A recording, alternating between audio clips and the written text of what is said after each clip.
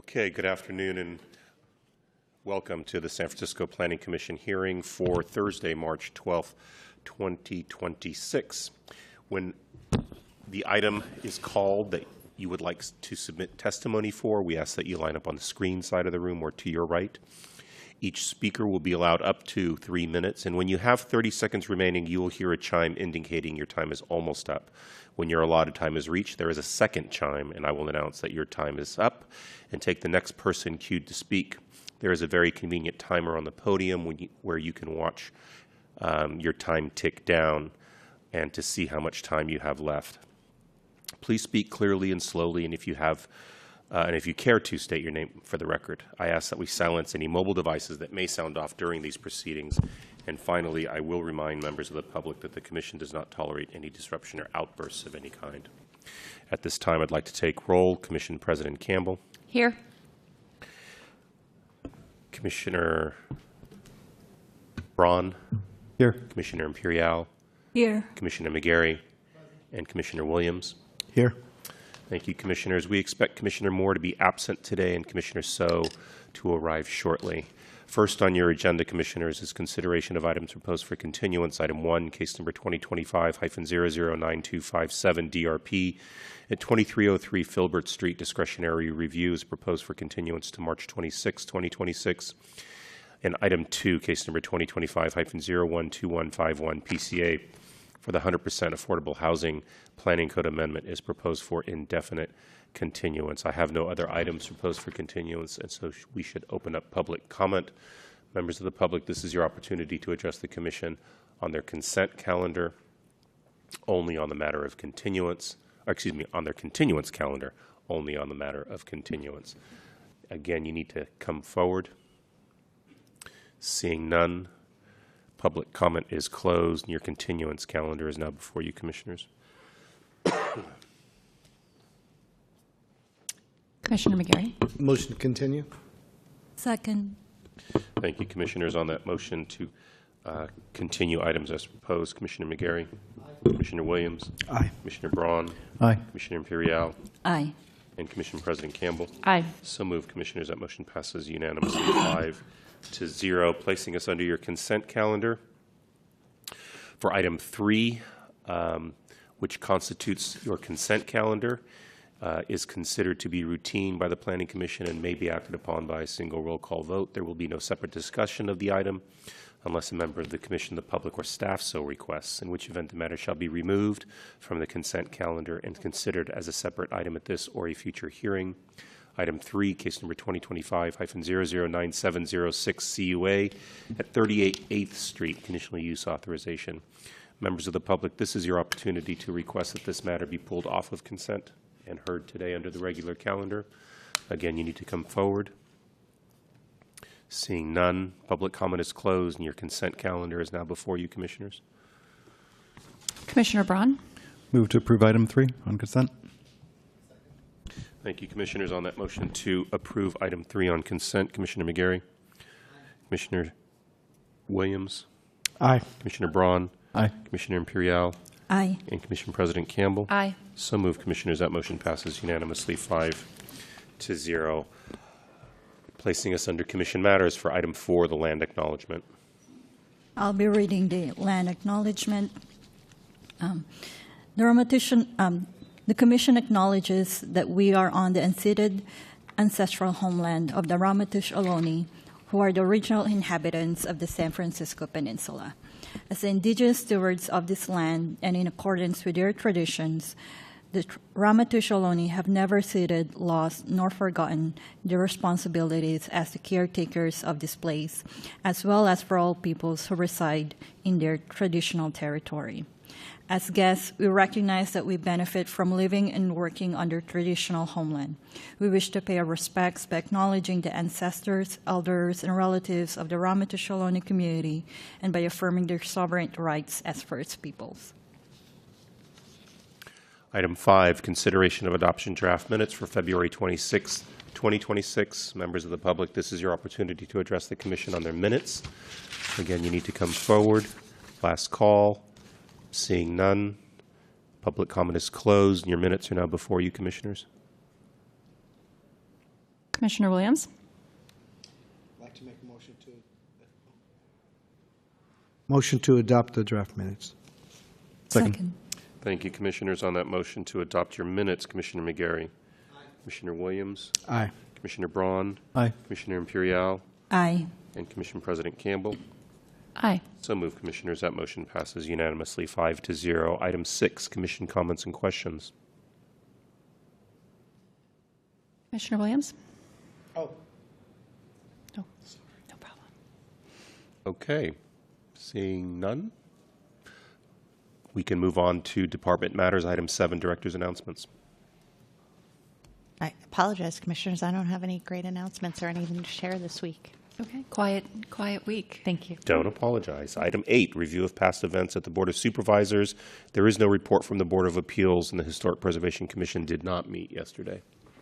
Good afternoon, Commissioners. Audrey Maloney, Acting Manager of Legislative Affairs. Going back 2 weeks, the Land Use Committee did not consider any planning-related items. However, at the full board, the Adaptive Reuse of Historic Buildings Ordinance passed its first read.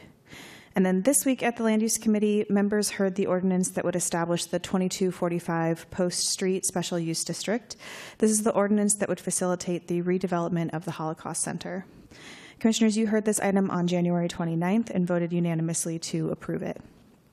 At the Land Use Committee hearing, Supervisor Mahmood lauded the project and thanked Chair Melgar for her co-sponsorship. Supervisor Chen also spoke in support of the project before asking to be added as a co-sponsor. The ordinance was amended to make technical changes regarding the environmental clearance language before being unanimously moved to the full board with a positive recommendation. And then finally, at the full board this week, the Adaptive Reuse of Historic Buildings Ordinance passed its second read, and the appeal of the conditional use authorization at 524 through 526 Vallejo Street was continued to April 7th. I'm available if you have any questions. Thank you. Okay, seeing no questions for Ms. Merloni, we can move on to general public comment. At this time, members of the public may address the Commission on items of interest to the public that are within the subject matter jurisdiction of the Commission, except agenda items. With respect to agenda items, your opportunity to address the Commission will be afforded when the item is reached in the meeting. When the number of speakers exceed the 15-minute limit, general public comment may be moved to the end of the agenda. Members of the public need to come forward. Last call. Seeing none, general public comment is closed. We can move on to your regular calendar, Commissioners, for item 9. Case number 2025-012149, PCA Public Works Administrative and Planning Code Amendments for Street Trees.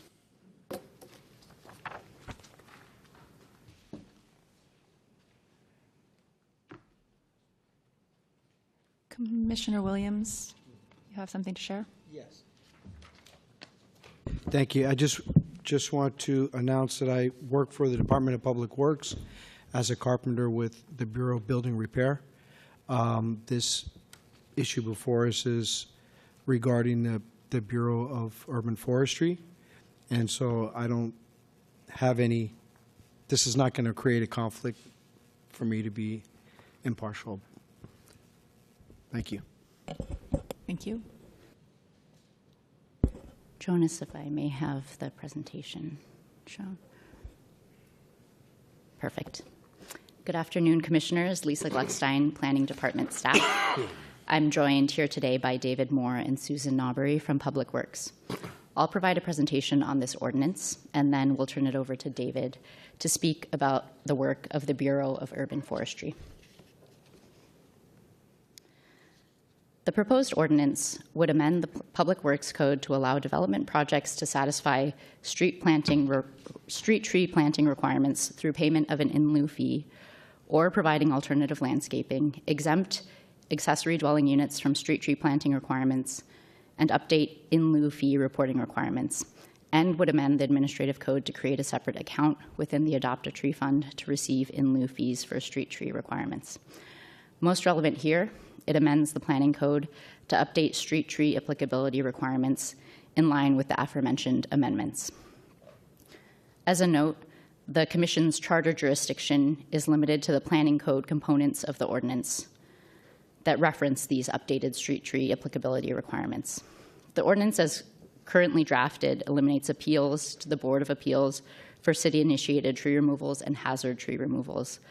The city intends to adopt amendments at Land Use Committee that would maintain appeals for city-initiated tree removals, subject to certain procedural guardrails. Though these provisions related to appeals are outside of the planning code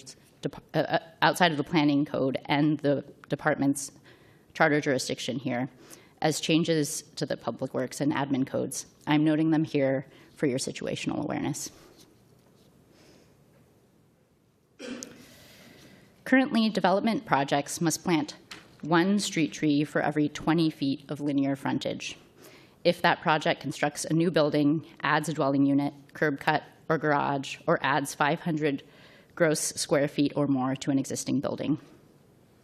An in-lieu fee payment of $2,590 per tree is only allowed if street tree planting is infeasible or inappropriate, or if the project is constructing new accessory dwelling units or legalizing unauthorized dwelling units. Under this ordinance, projects subject to the same street tree planting criteria would have the option of either planting a tree under the existing requirements or paying an in-lieu fee. All ADUs would be exempt from the tree planting requirement to bring our local code into alignment with recent changes to state law that prohibit the city from imposing street tree planting requirements on ADUs permitted under Government Code Section 66323. These changes would also allow the planning department to notify project sponsors of their street tree obligations earlier on in the permitting process during the planning approval stage.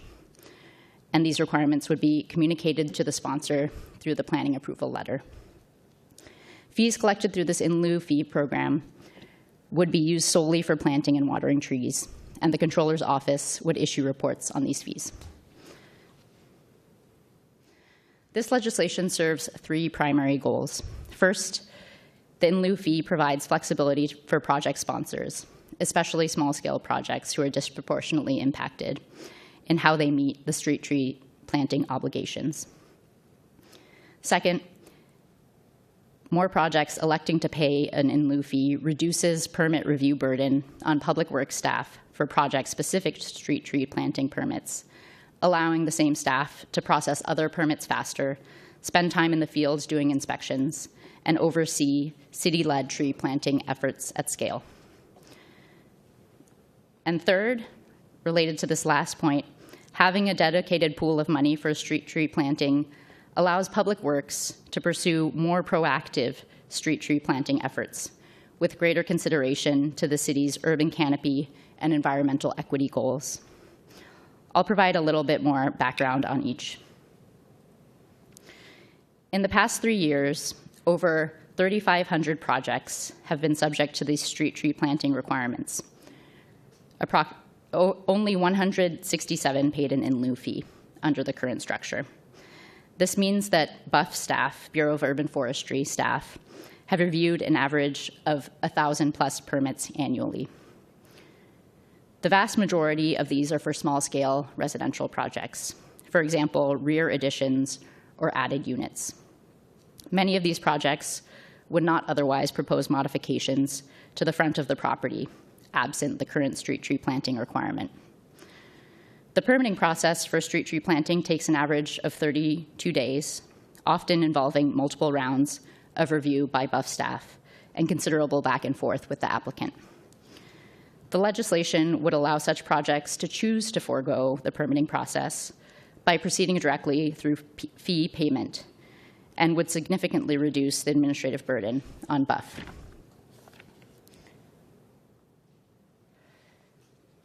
Total in-lieu fee revenue in years past has averaged around $750,000 annually. Though we can't estimate how many projects would choose the in-lieu fee option, as it hasn't existed, except where physically infeasible, we expect that it would increase significantly under this program. This new pool of tree planting funds would allow the city to plant where there is need for trees, which could be on the subject property, to be clear, or on other low canopy corridors across the city. It would also allow the city to consider existing tree planting efforts, such as those led by the Friends of the Urban Forest, and increase the scale of those projects.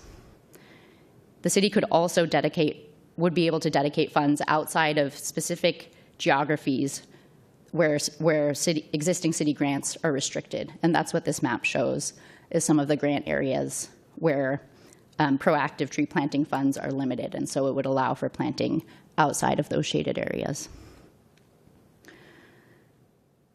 This program also reflects the city's goal in the urban forest plan of shifting tree maintenance responsibility away from individual property owners and back to the city in order to improve the standard of care for street trees. Given these considerations, the department recommends approval of this ordinance. I'll now turn it over to David to speak a little bit more about Buff, and I'm happy to answer questions after his presentation. Thank you. Thank you, Lisa, and thank you, commissioners, for having us today. My name is David Moore, and I'm the superintendent for the Bureau of Urban Forestry. Having a little microphone adjustment here. Okay, so I'm going to present this information as though it's new for the sake of the record. My apologies if you already know some of it, but just like it sounds, the Bureau of Urban Forestry takes care of San Francisco's urban forest.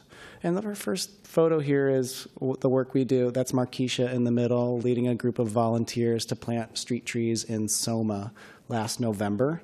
And that young man all the way on the right is my son, Shepard.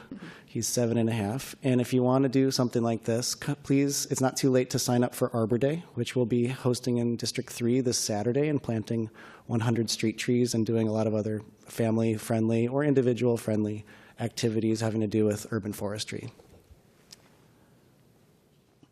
So overall, we manage the street trees and the landscapes in the public right-of-way throughout San Francisco. We also manage the sidewalks directly underneath those trees because tree roots can cause issues with the sidewalks, and we want to provide the whole package service. Tree maintenance funding comes through Prop E, which was passed by an overwhelming majority of voters, I believe over 75% in 2017. Our cement shop also takes on other cement projects like curb ramps because Public Works just has one cement shop, so we take on other projects for client work as well. But I digress. But when you drive through the streets and you see beautiful landscapes and a median and trees around them on the sidewalks, those are our babies. And we do our absolute best to make San Francisco a greener, healthier place that's more environmentally conscious. Sometimes the average person, the greenery that they see on their way to work or on the way to visit their family might be the only greenery they see the whole week. We know all the benefits of trees that come with them. Not only do they look nice, but they provide shade and climate resilience. They help us deal with urban heat islands. The roots in the soil absorb stormwater and overall make our lives more livable and make our commercial corridors more attractive for people to come to. And imagine living in the 1950s or 40s where there weren't trees on the sidewalks. That would be just a very different San Francisco. So we come to maybe just get used to them at this point. But before Prop E was passed, the city actually didn't take responsibility for all the street trees. So that's a paradigm shift within the past 10 years. So by holistically managing all the street trees, we are able to be more efficient and provide better services. The voters wanted to make sure that the sidewalks are also maintained, so we take part of that as well. And this is, so Drew's right there. He manages our tree shop of arborists who climb the trees with buckets and ropes and chainsaws. We also do 24/7 emergency response because trees growing in sidewalks can be susceptible to wind throw and storms. They can come down, and we have heavy-duty equipment to clear them out. We also issue tree permits, as Susan is in charge of, as the acting urban forestry manager. We proactively prune over 10,000 trees a year, and we're working on scaling that up to over 20,000 so that we can visit the trees more frequently. We have 125,000 of them. That's quite a lot for a city of our size. And we also repair 25,000 or more square feet of sidewalk damage per year. And we have contractors that supplement our in-house staff. In-house, we have over 150 employees and are currently recruiting to expand capacity. These are links that I hope are part of the record if anyone wanted to refer to them, but they show where our authority is based through the Public Works Code Chapter 16, the Urban Forest Plan, the Climate Action Plan, our approved street tree list, and the Director's Order on tree planting. And maybe, Susan, you'd be best to speak to the specifics of the urban forestry inspection team that she manages. Susan, could you come up here? Thank you. I'm Susan Nalberry. I'm the acting urban forester with the Bureau of Urban Forestry. Our inspection team inspects over 3,500 street trees and tree-related sidewalk conditions annually. We respond and intake 4,100 requests annually. And like mentioned earlier, we perform about 1,100 to 1,500 plan checks per year at the San Francisco Permit Center. And we also strategize street tree planting and maintenance operations. We also perform quality control for street tree and sidewalk contractors, and we manage street tree inventory and data. All of this is balanced with working with developers and also working with internal staff. So there's a lot of customer service that happens with the public, managing the street tree plantings, but also internal strategizing. So the hope is to streamline that with this legislation.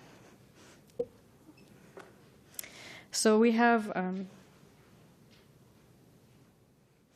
challenges and future goals. We do want to address backlogged sidewalk repairs, and we're trying to plan our routine maintenance cycle. Our next cycle, because we just finished our first street tree SF pruning cycle, we'd like to expand staff and contracting capacity, and very importantly, grow the street tree population to 155,000 street trees by 2040, plant 3,500 new trees in low canopied areas. That will be primarily achieved through our IRA Inflation Reduction Act grant. And we'd like to increase planting space beyond 1,500 to 2,000 trees per year. It takes a lot of staff labor to find these tree sites. And I agree that the overall efficiency would be improved if, as opposed to dealing with piecemeal projects on an individual basis, our capacity was focused on the efficiencies of finding street trees on a block-by-block planting maintenance strategy. Thanks.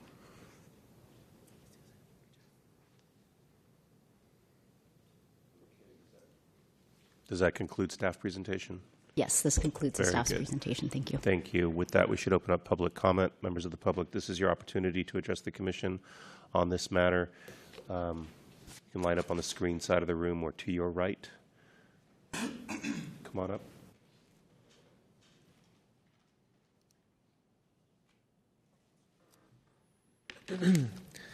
Name is Michael Rothman. I'm the chairman of the Parks and Trees Committee here on behalf of the Telegraph Hill dwellers to strongly oppose the proposed amendments to the Planning Code.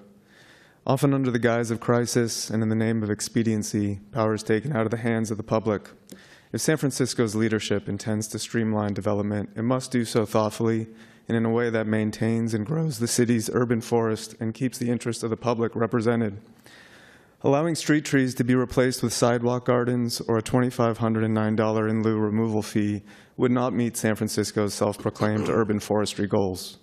The Urban Forest Plan, adopted in 2014, called for 50,000 new street trees by 2034. This goal is far from being met. Substituting tree replacement requirements with a payment of $2,509 barely covers the cost of planting a replacement tree and doesn't take into account the cost of 3 years of required watering and maintenance during the establishment period. Eliminating the Board of Appeals from the review process disenfranchises the public, will result in the removal of hundreds of trees, and invites corruption by the Department of Public Works and the Recreation and Parks Department. In January 2023, THC filed an appeal for a permit for the removal of 3 ficus trees in front of 69 Green Street that had been approved for removal by DPW. Based on our appeal, the health of the trees was reassessed. The trees were ultimately deemed non-hazardous and remain standing today. Without that appeal, the public would have lost those 3 street trees solely to improve the view from a new construction project. This is just one of many examples. Another involves 78 ficuses slated for removal on 24th Street. After a large community response, that number was reduced to 33. Sustained neighborhood engagement following the appeal led to the formation of Mission Verde, which ultimately replaced all of the removed trees and established the grassroots watering program. Under the proposed amendments, although the public would still be notified and permitted to protest tree removals, all final decisions would rest solely with the director of DPW without independent review and public oversight. When coupled with proposed zoning changes, these amendments have the potential to give outsized influence to developers and city departments while silencing communities. We would support changes to the amendments to increase the in-lieu fee to $7,500, a figure that more accurately reflects the true costs of planting and maintaining a replacement tree. Maintain the jurisdiction of the Board of Appeals to hear appeals of tree removals, expedite permits for tree planting in sidewalk gardens, and expand grassroots and community-based partnerships to support urban forestry. We urge you to please reject the proposed amendments as written. Thank you.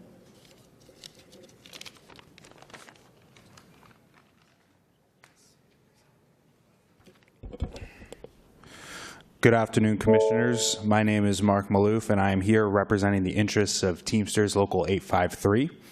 We applaud the Mayor's Office and Supervisor Wong for this legislative work around tree regulations. We have concerns with the tree trimming permit process and sent a letter requesting you to consider an amendment to include common sense rules around tree trimming today. Since submitting, we are in positive dialogue with the Mayor's team and DPW to try to work on that permit process administratively. We will keep you updated on this progress and appreciate the Mayor and the Department's focus on this. Thank you.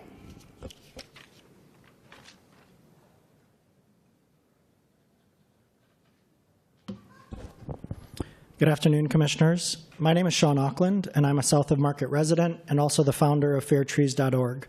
I am urging you to reject or heavily amend File 251211. You are required to apply strict land use and environmental standards in your approval today. This legislation fails on 3 distinct Planning Commission mandates. First, the CEQA exemption is legally absurd. The legislation claims it is not a project under CEQA because it would, quote, not result in a physical change in the environment.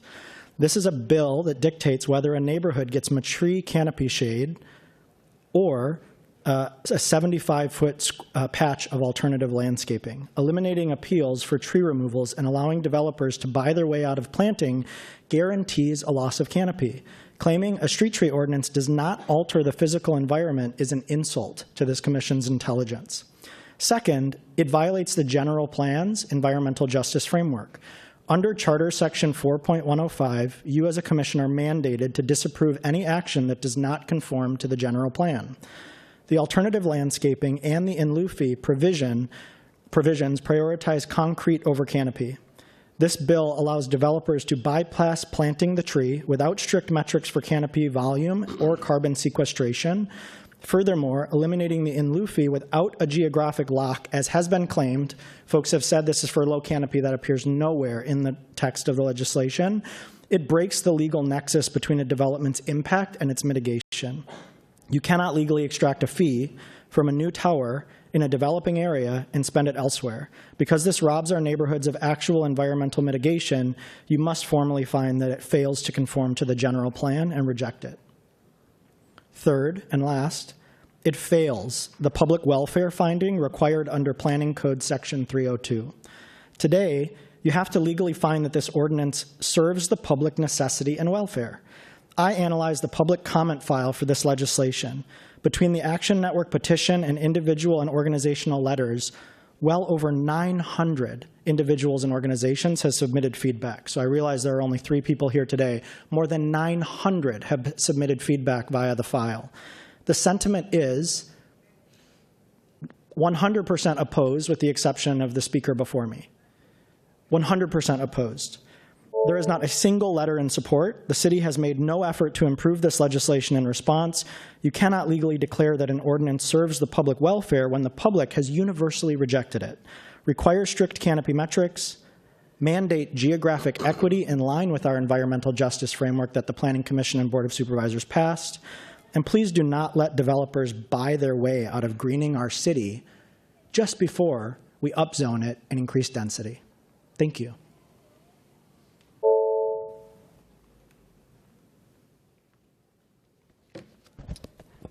Good afternoon, Commissioners. Make that 4 people. And I have read many of the hundreds of letters and talked to people who are totally opposed. Nobody wants this legislation. I don't know where it came from, but nobody wants it. My name is Catherine Howard. I laud the work of the Public Works Department. I appreciate that this will give them more funding to spend as they wish, but I think what we really need are trees planted right away. This legislation is deeply flawed and will result in fewer trees being planted. I'm a landscape architect. Standard architectural drawings lay out infrastructure and landscape plans. Trees must be located away from water lines, sewer lines, and underground electrical connections. To ensure robust growth, irrigation lines should be laid and an automatic system installed. However, if a builder fees out of planting trees, then they also do not have to plan for infrastructure placement. If you're thinking, oh, trees can be planted in the future, please rethink that. It is very costly to retroactively open a sidewalk and a street, to move utility lines, and to install an irrigation system. In my experience, developers are willing to follow rules as long as there is a level playing field. If feeing out tree planting is financially beneficial for developers, all developers then may have to eliminate trees in order to compete financially with their competitors. Basically, by letting developers buy their way out of tree planting, we are essentially, literally, paving the way for a majority of projects that will likely never have trees. And the department gave a figure of 3,500 for last year. Permits. So multiply that by the next 10 years, and you've got a whole lot of trees that will never, ever be planted in the city if this legislation passes as written. Now I have an idea. Instead of feeing out, let's keep the trees in the building plan, let's keep all the infrastructure, and make an effort to mitigate the negative environmental impacts of all these tall buildings. Block sunlight, wind, bird deaths, require developers to provide additional funding for more trees all over San Francisco, perhaps based on the number of stories and the footprint of the building. If this additional funding, which I'm sure the department would be happy to have, could make up for any inequity in planting and help to mitigate the environmental impacts of all the tall new buildings while increasing our now sparse urban forest. Thank you for your consideration. Okay, last call for public comment. Okay, seeing none in the chambers, we'll go to our reasonable accommodation requester. Mr. Nolte, you have 3 minutes. Can you hear me? Mr. Nolte? Yes, can you hear me? We can. Go ahead. Oh, thank you. This is Michael Nolte. I'm a citizen planner and a Tenderloin advocate in San Francisco native. I'm a lifelong citizen. One of our is one of our city's densest and most environmental burdened neighborhoods. The Tenderloin is one of the lowest street tree canopies in San Francisco, often 4% of many blocks. I'm getting feedback.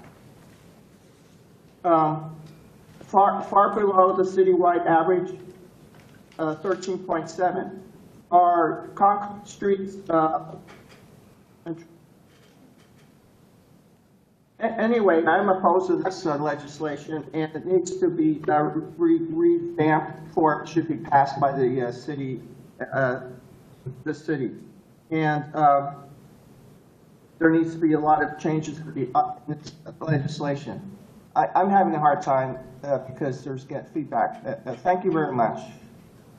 I submitted my written proposal, I submitted it by email for review. Thank you.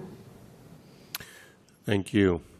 Okay, final last call for public comment on this matter. Come on up, ma'am. This is on street trees, is that correct? It is. Okay. Hi, all. Thanks for being here. My name is Razar Bell. I'm a resident of D1. I'm here to ask that you not recommend the approval of changes of the street tree codes. We've all seen instances where individuals, developers, and even the city itself has followed the plan of better to ask for forgiveness than permission when it comes to the code removal, of street trees. Instances where trees have been removed during the appeal process or even without asking for a removal permit. Sorry. The proposed changes to these rules normalizes this behavior because what's been in place for decades has attempted to keep people honest and accountable for their behavior. The removal of street trees is not something that you should just be able to throw money at.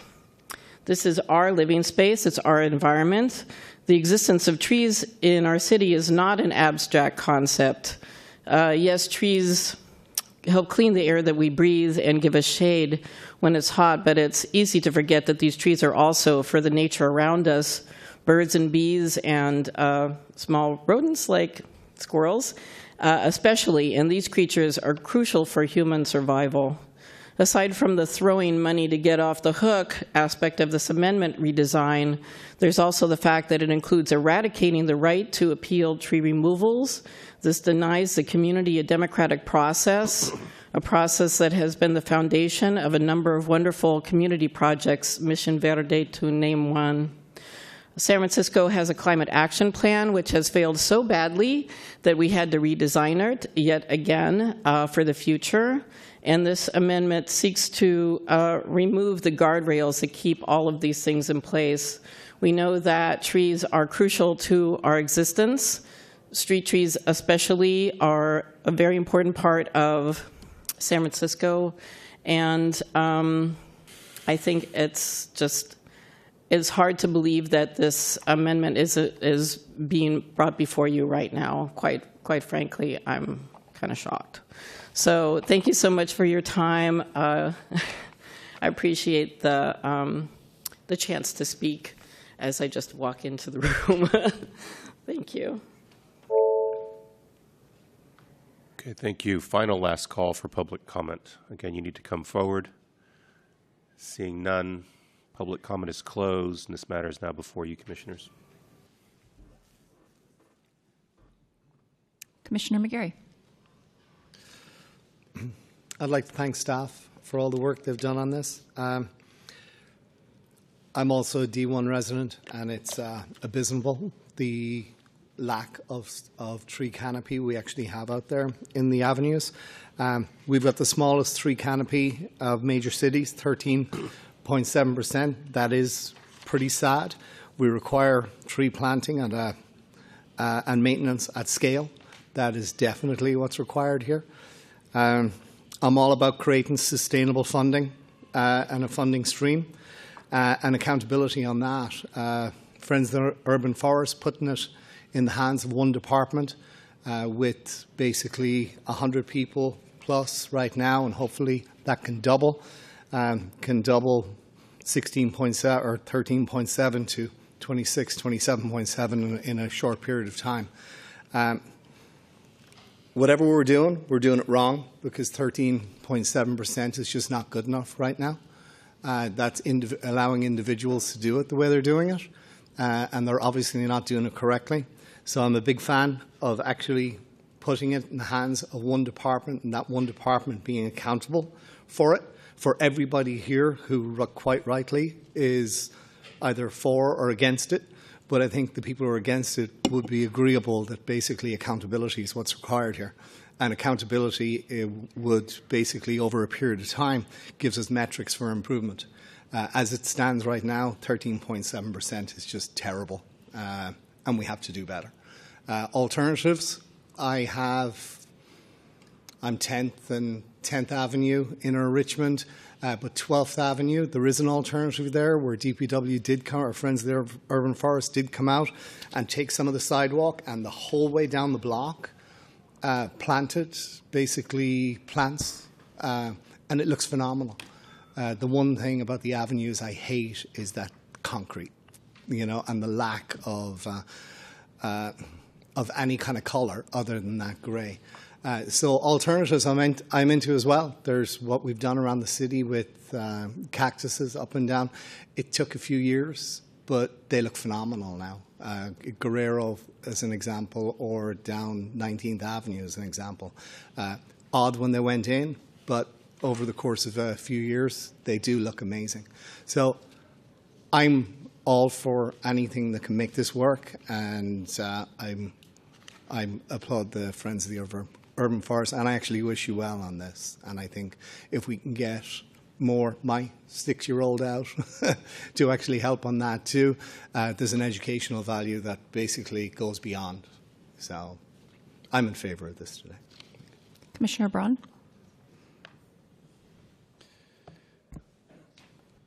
I'd like to just start by asking a few questions, really just kind of helping to confirm my understanding and maybe also emphasize points if I got it right.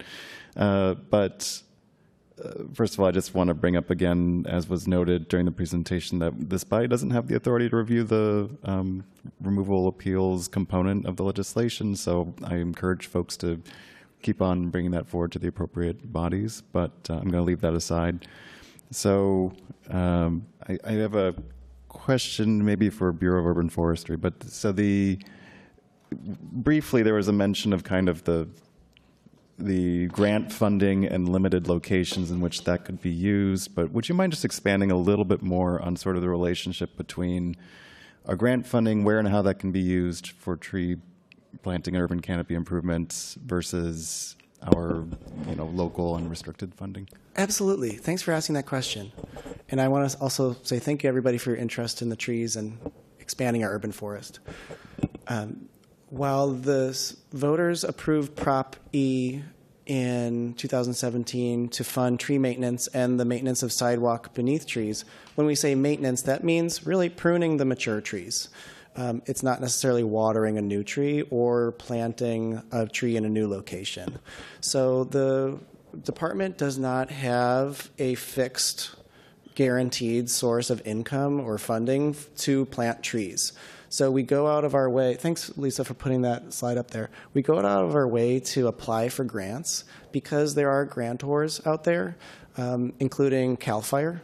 Even though you think about CAL FIRE as like fighting forest fires, they have an urban forestry arm and they have funding to grant to the cities that meet certain equity criteria to plant trees. And they have a metric called Cal EnviroScreen, and now it's up to 3.0 because it's an algorithm based off of like socioeconomic data and pollution data and climate change data to determine what's a good investment to achieve equity goals through urban forestry. That's one example. The federal government may have a different tool. During the Biden administration, there was the Inflation Reduction Act, which in an unprecedented way had hundreds of millions of dollars available for urban forestry, which was granted to grant applicants. San Francisco had the most ambitious grant application in California and was awarded $12 million in urban forestry grant funds for tree planting and canopy expansion in specific equity zones of San Francisco according to their equity tool, which is no longer available due to administration changes. But to cut to the chase is that the slide we have here shows the different grant zones. The yellow one is our IRA grant, which is what we call it through the U.S. Forest Service, and they have their metric of what's an equity zone. By and large, they're on the east or the southeast side of the city. Then there's the California Natural Resources Agency, which we're just wrapping up a grant from them. It's a state grant, not from CAL FIRE, but we've had CAL FIRE grants in the past that we're wrapping up, and that's the blue zone. So that's a very specific area that complements the orange area, but they're not the same. Now, San Francisco also has its own equity tool, and that evolves over time, and that's generally like the east side of the city. So what I'm trying to say is when we apply for grants, 100%, and that's for tree planting, 100% of those funds are for an equity priority area of San Francisco, and we cannot spend it anywhere else. And the state has one set of metrics, the federal government has another set, the city has its own set, but the city doesn't grant us the funds in that same way, except for through Prop L. We have more flexibility through Prop L grants. But what we're doing is creating a mosaic of fundable areas to plant trees, but they're very limited, and they're time-oriented. So we'll have a grant, and it might last a couple years, and then it's over, and then we have to apply for a new one. So we are, though the scales are fully weighed for planting trees in equity priority areas for the reasons which are at this point, I think, common knowledge, we still have an obligation to provide services to the rest of San Francisco. And there could be literally a neighborhood cut in half by one of these borders of what's a census tract that is considered an equity priority neighborhood per a grantor, and right across the street, it's not. And so, okay, well, we can plant on these sides of the line, but we can't plant on that side. So that's why we haven't applied specific equity language or would promote it to be part of this legislation, because we're already focusing the vast majority of our tree planting in those areas, but we lack opportunities to complement that with other funding sources. Thank you for that. And I understand, it's helpful to have a local source. So I'll just say, I'm thrilled, of course, when somebody undertaking a development project chooses to plant trees of their own accord or under a requirement or their own accord, in front of their property. But, for me, it's also helpful to have a funding source that the city can use and deploy. It's to sort of complement the picture of these very specific locations that we have outside funding for. And as you mentioned, we have priority equity geographies that largely cover the eastern half of the city that are quite a bit larger than where these grants have been targeted. And, so I think there is an equity component to this with the ability to plant trees in specific parts of the city as well. But that also takes me to a separate point and question. So I just want to, this kind of cuts two different ways, but there's, as I understand it, our in-lieu fee that would be charged is by law, it's supported by a nexus study that basically draws a connection between the actual cost of the department's efforts to plant and maintain a tree. So I don't know if there's anything more you can add. I mean, well, we do have a nexus study, correct? And it's fairly recently completed? So I want to maybe speak to that, and I might ask for the help of some of my colleagues if they want to add. But the fees are set through a nexus study that the department itself doesn't have control over. It's based off of an evaluation of averages of tree planting costs. And that constitutes about, was it $2,400 or $2,500? And that's adjusted for consumer price index year after year. There are going to be, because of the laws of averages, there's going to be more expensive and less expensive tree planting locations based off of how much concrete you cut or excavate, or some of those details. The Nexus study fee also covers the tree watering and establishment for the first 3 years after planting, which is necessary, especially because it doesn't rain for about half the years, and I'm wearing a linen suit because it's like 75 degrees in March. We're dealing with a lot of factors that work against these little miracles growing in our sidewalks. So we can't overcharge people. And we shouldn't be undercharging them either. We shouldn't leave money on the table. But maybe my personal opinion would be we should get more and more funding for trees. We can't legitimately overcharge people for a cost that doesn't align with the Nexus study itself. Thank you for that. Yeah, I just wanted to bring that forward, that this has both been studied, and there's also a legal sort of maximum that we can charge based on the Nexus study. In my professional life, I prepare Nexus studies related to affordable housing, and so I just wanted to make sure that was clear. My last question is, I see in the legislation that these fees would be deposited into a separate account that's used for tree planting and watering. Is that correct? It would be a separate account? Yes, the fees go into a fund that can only be used for tree planting in their establishment, correct? It cannot be used for any other purpose. Okay, thank you for that. So with that, I just wanted to, kind of get that in the record and make sure I was understanding some of this properly too. My take on this is that, I don't, well, again, it's helpful if developers plant the trees themselves when they undertake a project, but I don't fully understand this idea that somehow the city getting money to deploy in a way that is supported by the community, but that is supported by elected officials and the laws that are passed and the rules that are set. I don't see how that's a bad thing. There's plenty of things that we take fee revenue for in order to support our city services and use it to fund those services rather than asking developers to fund every little service themselves or piece of infrastructure or amenity themselves. And there's a benefit to that. And I think those benefits have been talked about extensively during the presentation today. Now, it sounds, I also hear a slightly troubling sort of implication, maybe, that there's not a great level of trust the city's going to follow through on planting these trees. And I know your team, David, is very focused on doing this. And so I just hope that we prove the naysayers wrong on that, and that we really do have a lot of trees planted and a lot of success. Yeah. Yes, thank you for the confidence. That is our mission goal, and we cannot fail on achieving the common goals that we share with our constituents and stakeholders.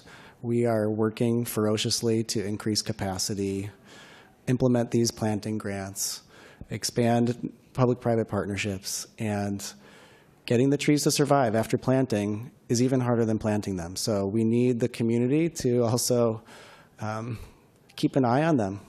After we plant trees, we establish public-private partnerships at a grassroots level of like, hey, let us know if something happens with these trees, because we do community engagement before we plant.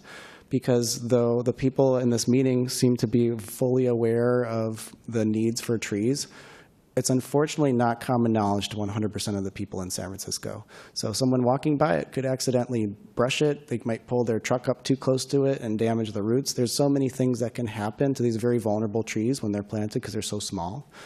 So we have success when we engage people and ask them about their values about trees. Would they want them in their neighborhood? If so, yes. We'll say, okay, this is the realities of what they're vulnerable to and what would hurt them. And if you're interested in reporting back on us of like, oh, the stakes came out. Hey, Public Works, can you come by? It really does take a village to try to succeed in something like this. So we welcome continued constructive dialogue on how we can band together and play to our strengths and achieve these common goals. Thank you. And just as my last comment on this, I'll say, that I also generally appreciate some of the equity benefits that come with the department when it does get revenues from projects. Just thinking through how a lot of projects, especially small single-family home projects, are planted in neighborhoods that they have strong markets. They're already fairly wealthy neighborhoods in many instances that have good tree canopy. And this is an opportunity to maybe kind of spread around some of the benefits to the neighborhoods that don't have that sort of momentum of development and therefore the tree plantings in them. And so with that, I'm curious to hear what other commissioners have to say, but I am going to go ahead and adopt a recommendation for approval. Make a motion, rather, to adopt a recommendation for approval. Second. I actually have something I wanted to add on to it, but Sure. I'll wait for Yep. my turn for comments.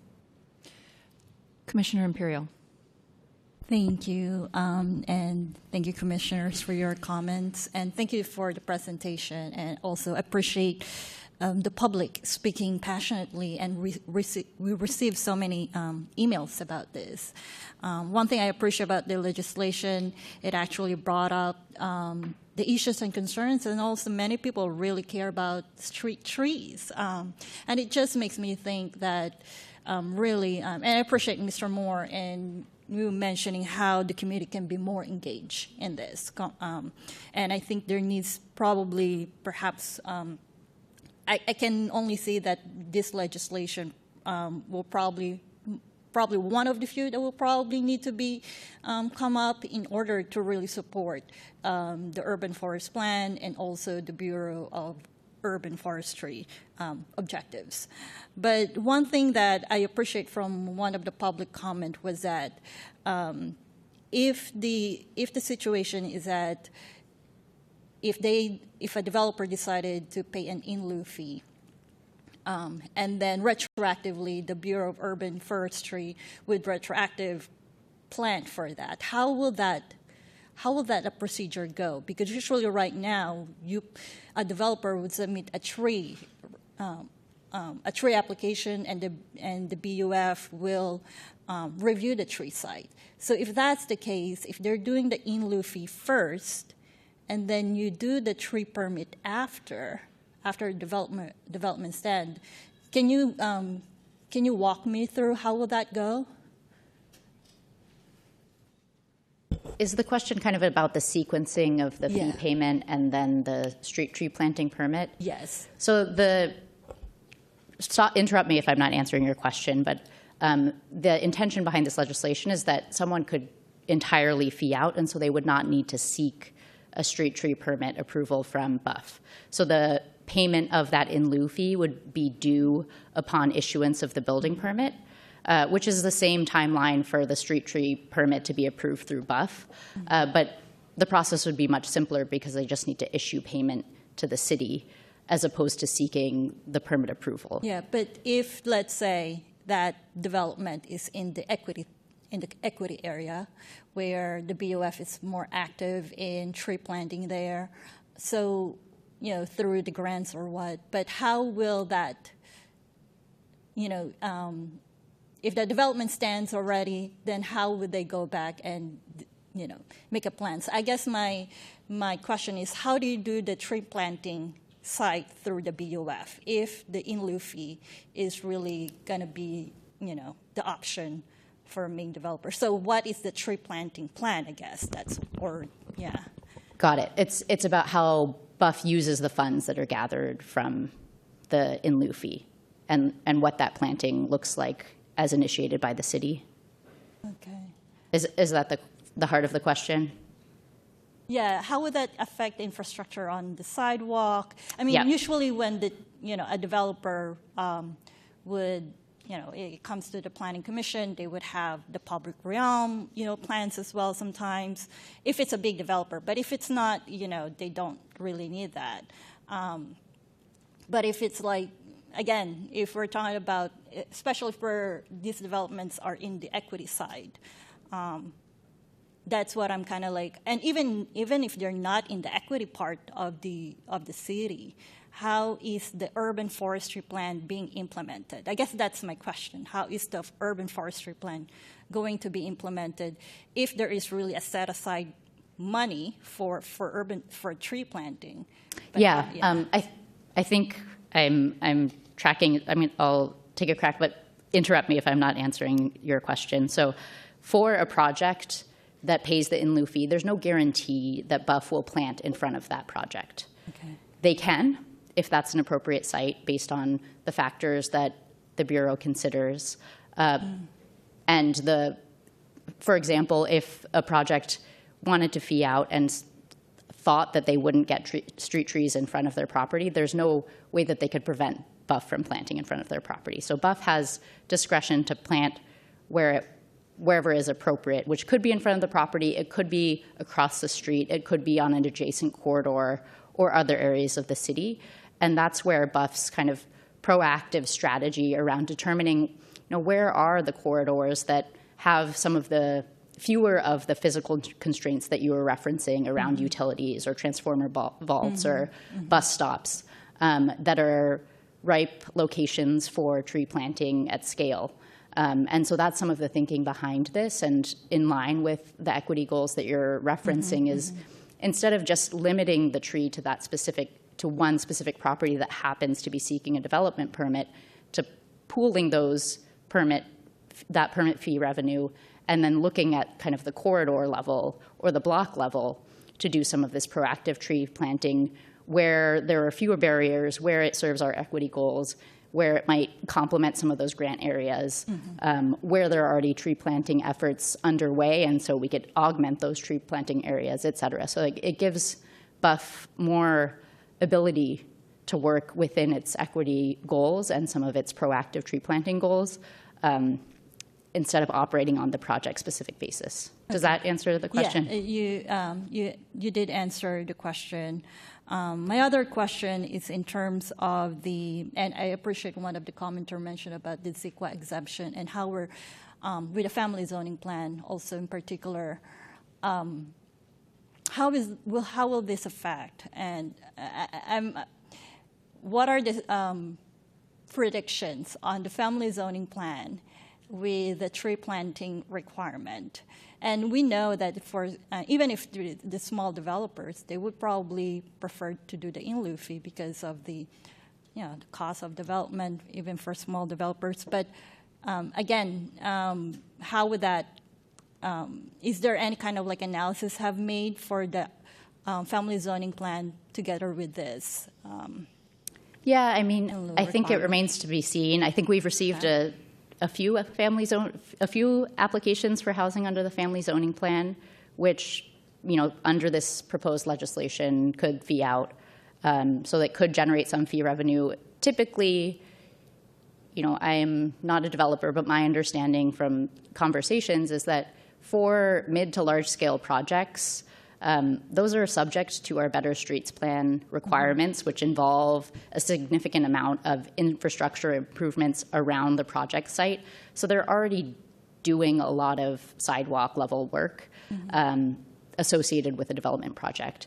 And in those cases, the developer probably wants to add trees because it's good for the project, and they're already doing that work in the sidewalk area.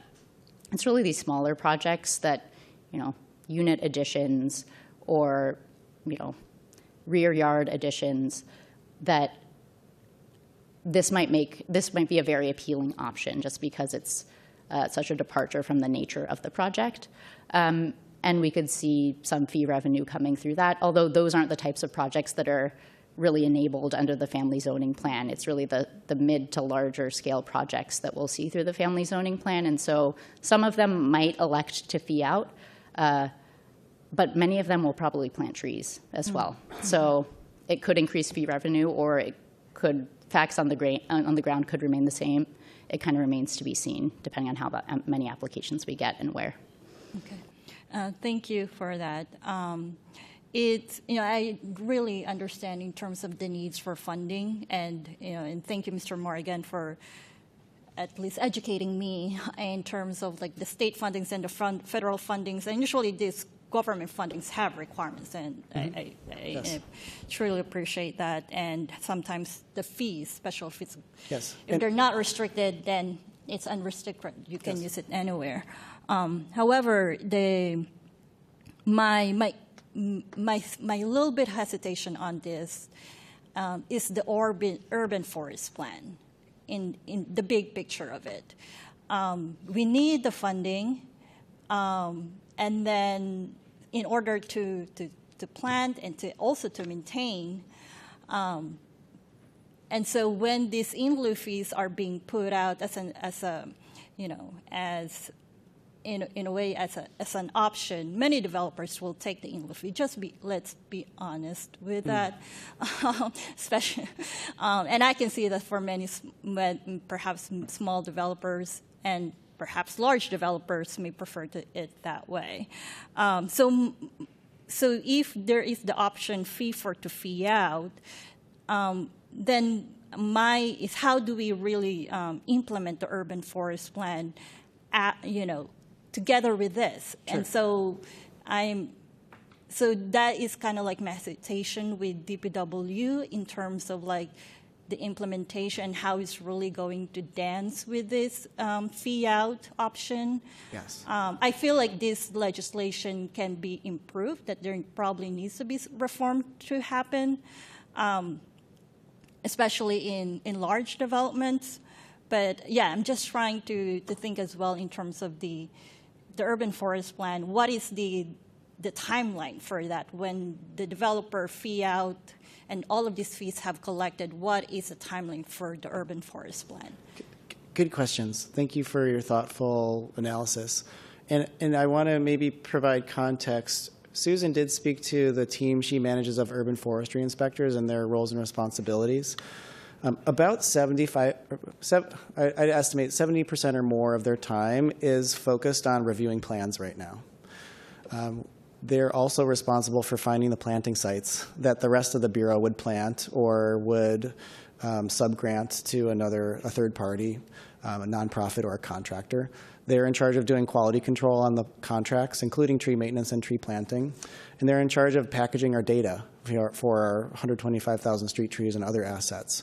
So what we're trying to portray is that we have high effort, low outcome tree planting efforts that are managed by our staff because of the cumbersome, I want to say cumbersome, let me take that back, but because of the thorough plan review process, which is according to codes and specific timelines that we were held to as part of permitting, which we believe in. We believe in permitting. But what we want to do is, if we can turn that into funding to implement, then the staff who are focused on reviewing these plans, which might have 1 or 2 tree plantings on them, they could en masse strategize where to plant trees in using economies of scale to increase the return on investment of their time for tree outcomes. How many years will it take? People have expectations for us to implement. Staffing is one of our limiting factors right now. Our inspection team, it should be known, there should be 8 inspectors on our team, and there's 4. One of them, Susan, is acting as the manager who just retired. We are currently strategizing and prioritizing as a bureau how to add capacity. We have at least 1 recruitment in process, and we're looking at ways to use that candidate pool to expand beyond that. Because they play a role in not only tree planting, but also tree maintenance and actually inspecting service requests having to do with sidewalks. Everyone in Public Works, in the Bureau of Urban Forestry's job, in some way comes back to them, their work, being they're like the visionary, the quarterback of the plays. We're not only responding to service requests, but making plans on how to deploy services. So we need to expand that team, and we're actively trying to do that. Okay. Thank you, Mr. Moore. Thank you so much. Commissioner So? Oh, sure. The plan review work we're doing is not funded. It's being heavily subsidized by other revenue streams that shouldn't be really effectively used, but we're mandated by law to review these plans under AB 1114. So we don't really have a choice. And the hours it takes to review one plan set could be used to strategize block planting for several blocks. So as David said, it's a low outcome, high effort amount of work to get 2 street trees out of a developer when we could be canvassing several blocks at one time. And because the street tree planting permit by law cannot have a fee for review, all those reviews are free. So the in-lieu fee effectively would start funding the work to find street tree plantings as opposed to only paying for tree plantings when it's deposited and adopted tree. And every tree we get that's planted by a developer effectively costs review time that's just not paid for. Yeah. Thank you. Commissioner So? Thank you. I like urban forestry. I remember those trees in front of my apartments always sort of needed to get replanted because we're right by the animal shelters. So, so these things, I don't know how you guys come up with money to help just regular neighbors try to like, what's wrong with these trees? Why they keep on dying? And what can we do better with it? So I really appreciate all these effort, and I think it was one of the many things that a lot of the San Franciscan residents think about. How can we get help? We want tree, but how we don't know about trees. And you guys are filling the much needed services for a lot of the San Franciscans, so I really appreciate that. And with that, I also know that funding source is always a challenge.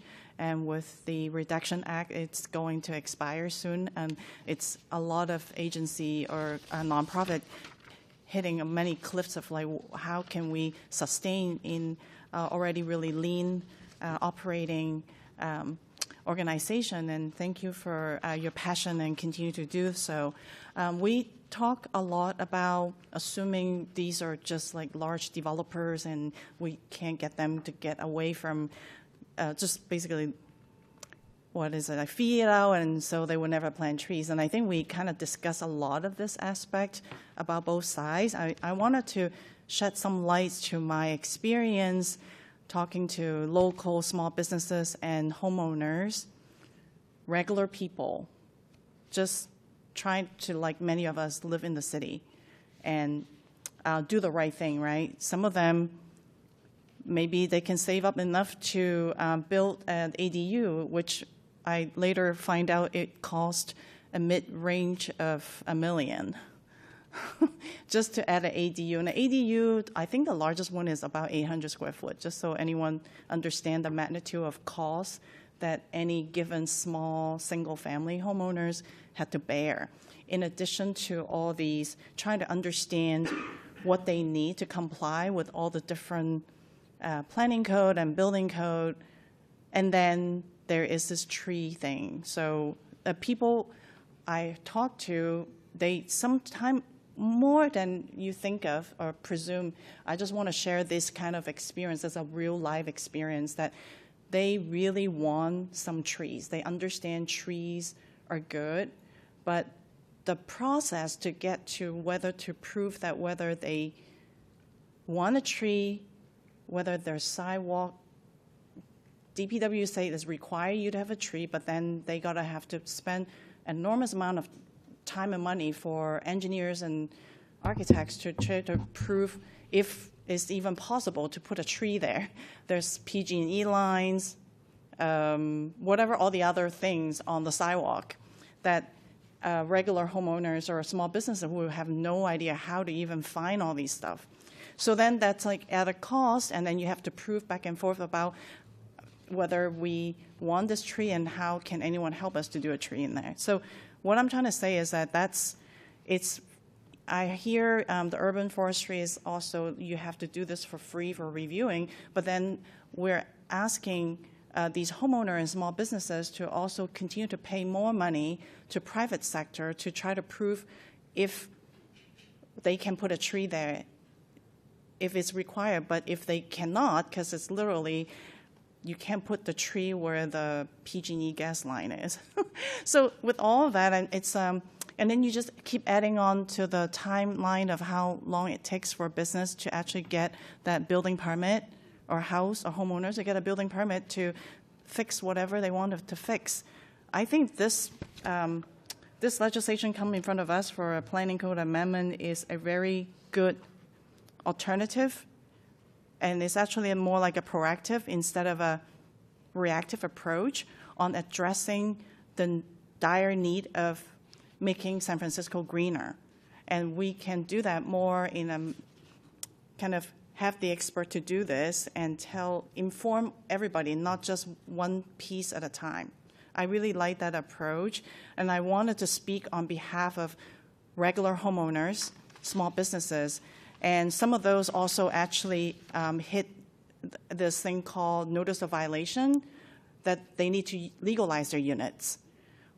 Within a certain amount of time, they have to do that. They have to get a new set of plan and get it approved and get a permit to prove that they're addressing the violation. And I do believe, if I read it correctly here, that we are not addressing what are we doing in terms of requiring them to have a tree. So I would like to add this into the planning code amendment to examine unit legalizations, in addition to the ADU under state and local program for this amendment. I do believe this overall, we can leverage a more economies of scales. We can have more resources to support the Bureau of Urban Forestry to do more equity, priority, geography focus way to make our neighborhood greener and addressing our health and well-being for the long run. So I want to second the motion, but I want to add with a addition modification is to include unit legalization as an exempt, as one of the exemption.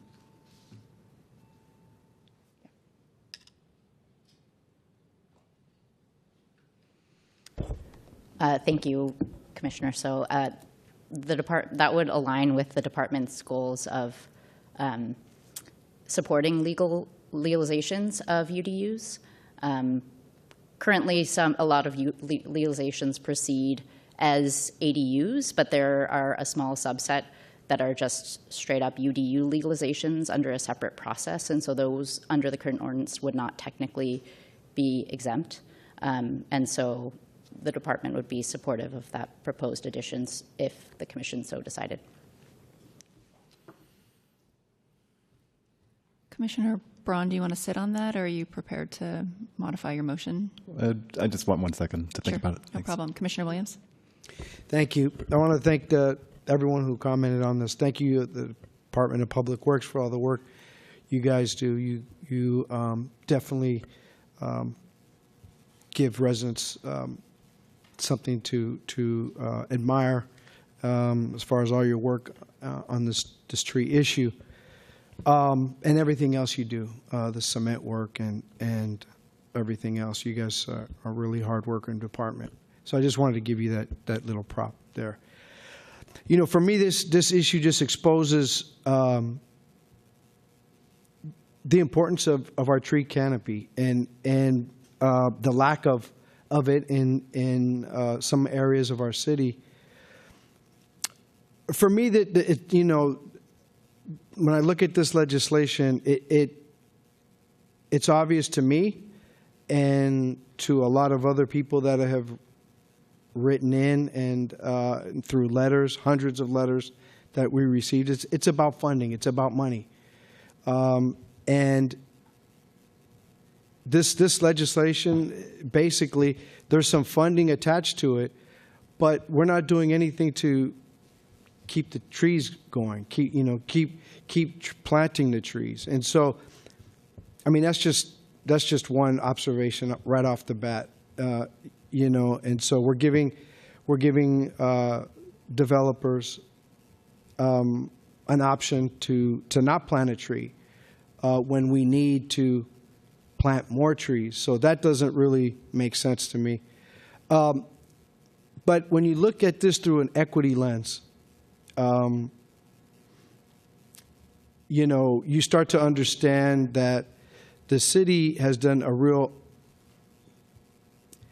you know, unfair job, I should say. And I'm not going to, I don't want to point any fingers, but, you know, we don't have these tree issues in places like Pacific Heights. They're mostly in South of Market and in the Bayview Hunters Point. There's a lot of trees in the Mission District, but there's several others like you know, out there in the Sunset. And so if you look at this through that lens, an equity lens, you start to it's a different picture that I see. I see that there needs to be more funding, not less, and we shouldn't be giving people or developers, especially big developers that can pay or that can plant a tree. It's not like they can't plant a tree. We shouldn't be giving them the option not to plant a tree when we're, you know, there's such a deficit, especially in the South of Market and the Bayview Hunters Point and other areas where there's a lot of development going on. So I don't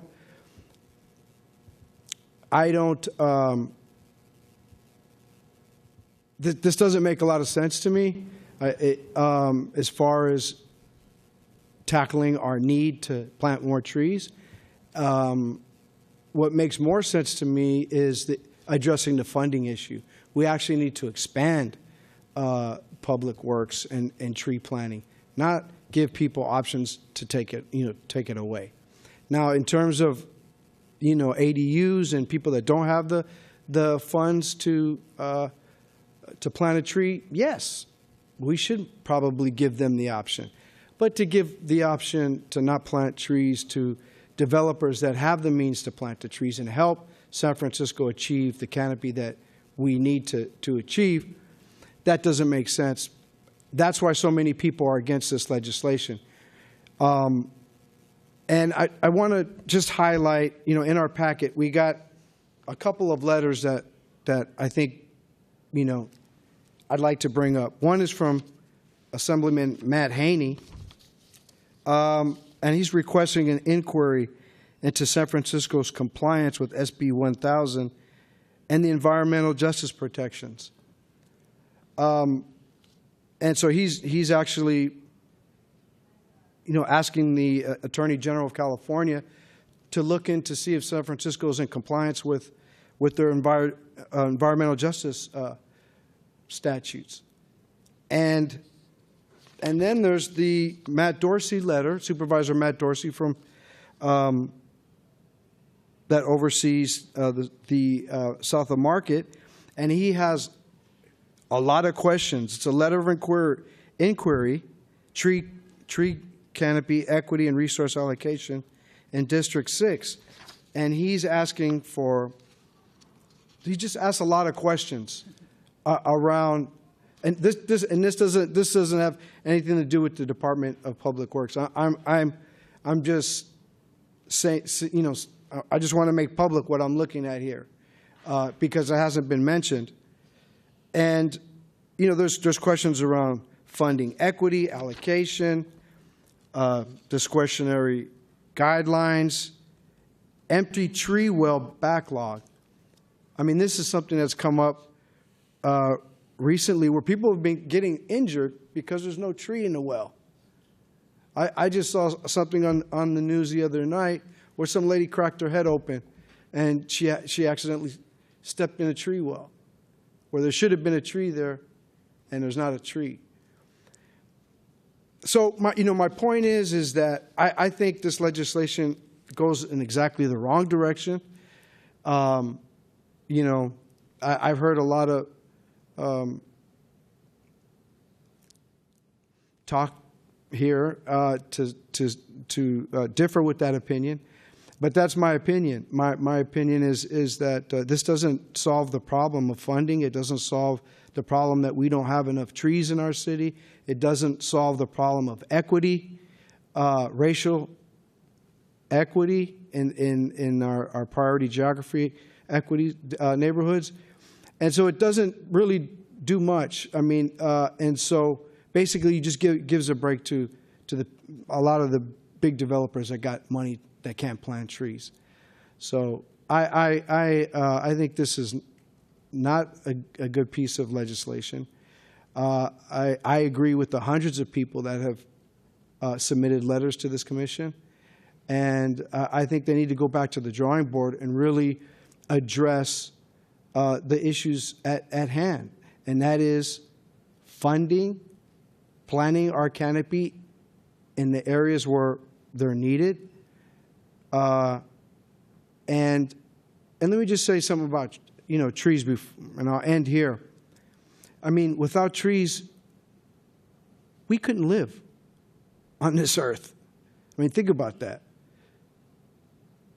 The trees are directly connected to our being. I think the city can, have a little bit more priority on planting these trees and making investments in something that is crucial to our very existence. Thank you.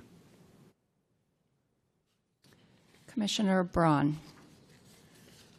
I just want to follow up on the suggestion by Commissioner So about exempt. So as I understand it, the suggestion is to exempt unauthorized dwelling units that are being legalized from paying the in-lieu fee.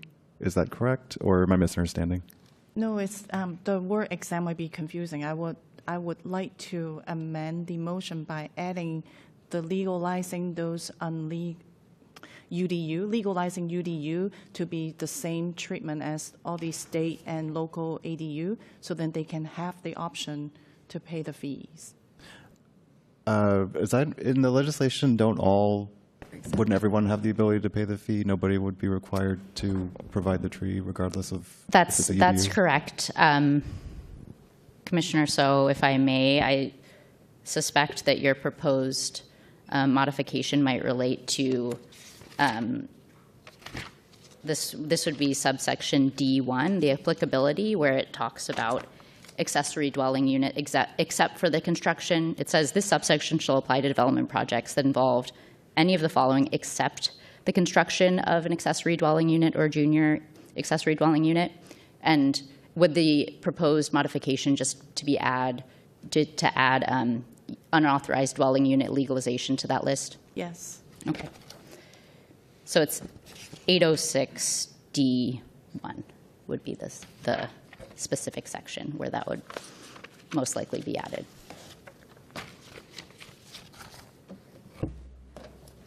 Can I propose a slight amendment to that? My concern is that, so I see the logic in saying, so right now, as I understand it, the fee would apply, a new construction ADU would be exempt from the fee. Okay. And so then I'm hearing that the idea is maybe unauthorized dwelling unit should also be exempt from. Right. Or I'm Yeah. sorry, not.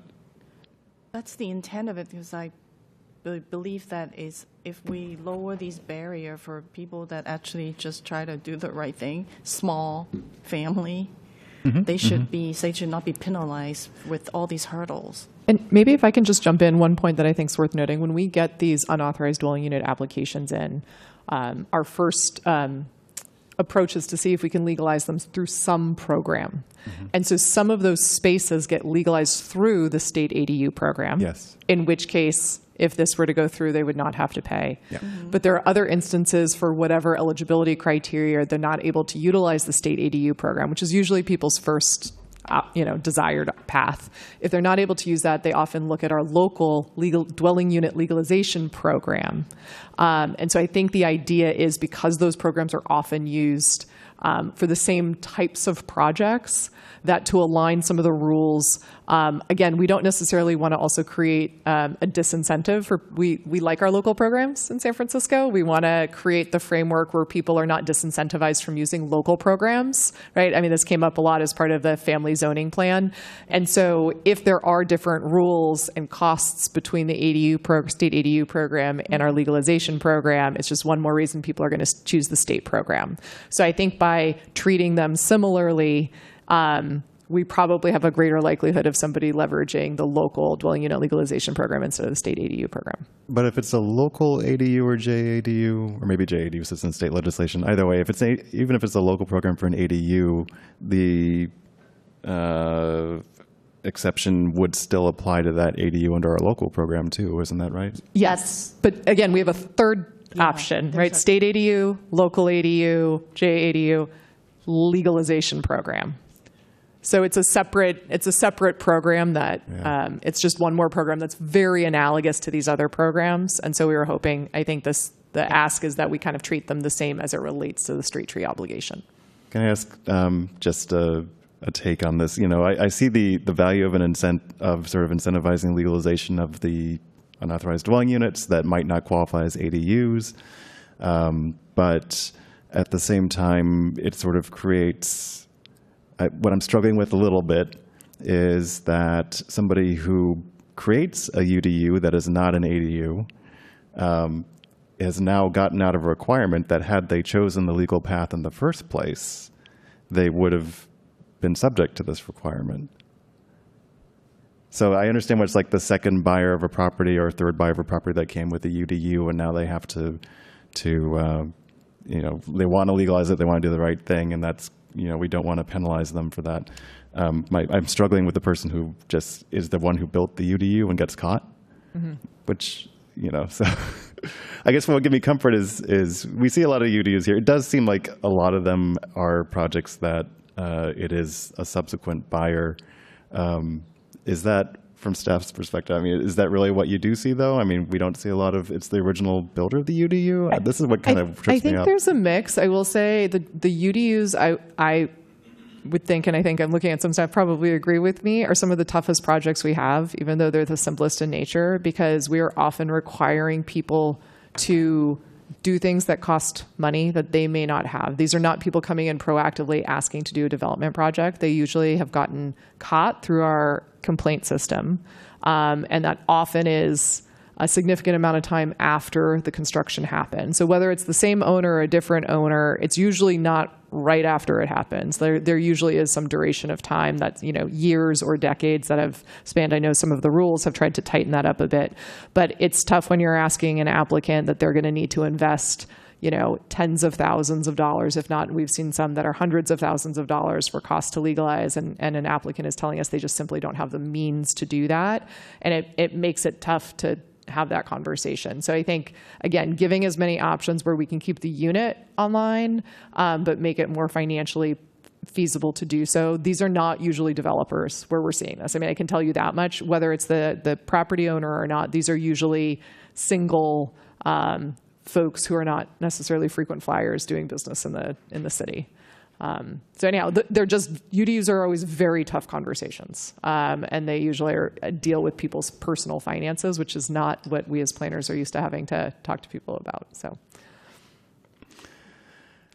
but I remain hesitant to include this in the recommendation, and I apologize, Commissioner. So I just, again, I don't want to reward the people who might build a UDU by letting them get out of a requirement that had they just followed the legal pathway, they would I think that what Liz was mentioning, it's also really often that those are not the one that actually build those UDU to start with. Mm-hmm. It just, right now I'm looking at how can we bring more units that are legitimate units in our housing stock. Incentivizing people to actually do the right thing instead of penalizing them. Continue to penalizing them, they're just going to go dark. Kind of like how how the federal government is doing right now is like make every immigrant going dark. I'm going to go off the tangent here, but I just felt like here there are just like so many families and maybe even just a legacy inherence of like when they bought this place, they didn't realize these things are not legalized, and then a lot of them basically kick this can down the road kind of thing until maybe someone complained about it, and some of them actually wanted to do the right thing until they realized that how much it cost them to, and they can't even afford it. I think there was a case that come in front of us with an old couple that he is actually about to basically head to the end of his life. Yes. And there was two units. Remember that one?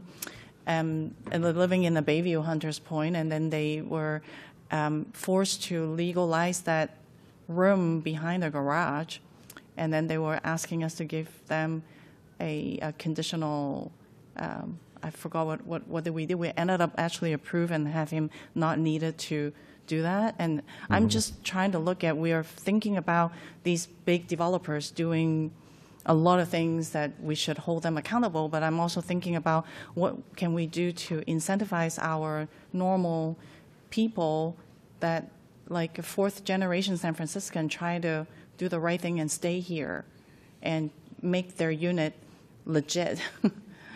And the leasing, they don't have the means to try to find people to prove it to DPW where is the best way to put this tree.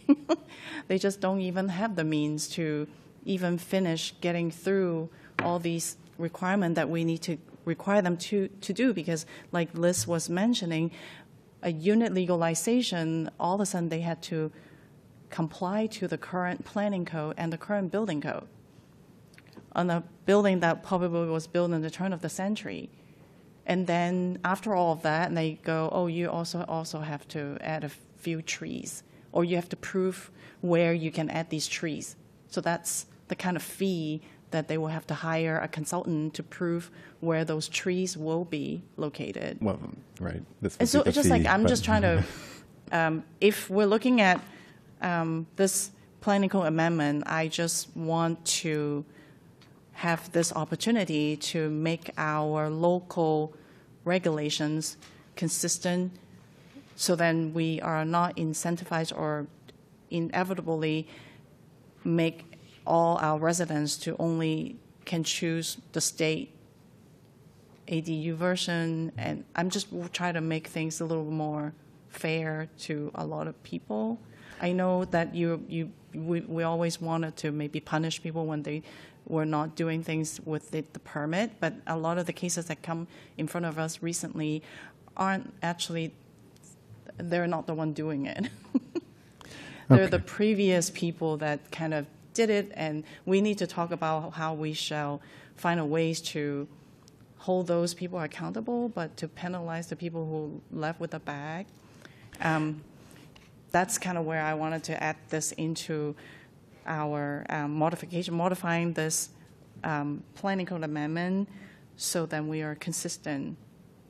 I'm waffling on it just because I'm trying to think through the incentives. There's the allowing the exception to the fee for UDU legalization could create a minor incentive for creating UDUs, but by accepting UDU legalization from the fee, you also create an incentive to legalize the UDUs. So then I think where I'm trying to think this through is the quantity of UDU legalization that comes to us, where it is maybe a subsequent owner of the property, or some of the more unique situations we've seen where we actually said, okay, that UDU actually doesn't need to be legalized. It's a terrible hardship.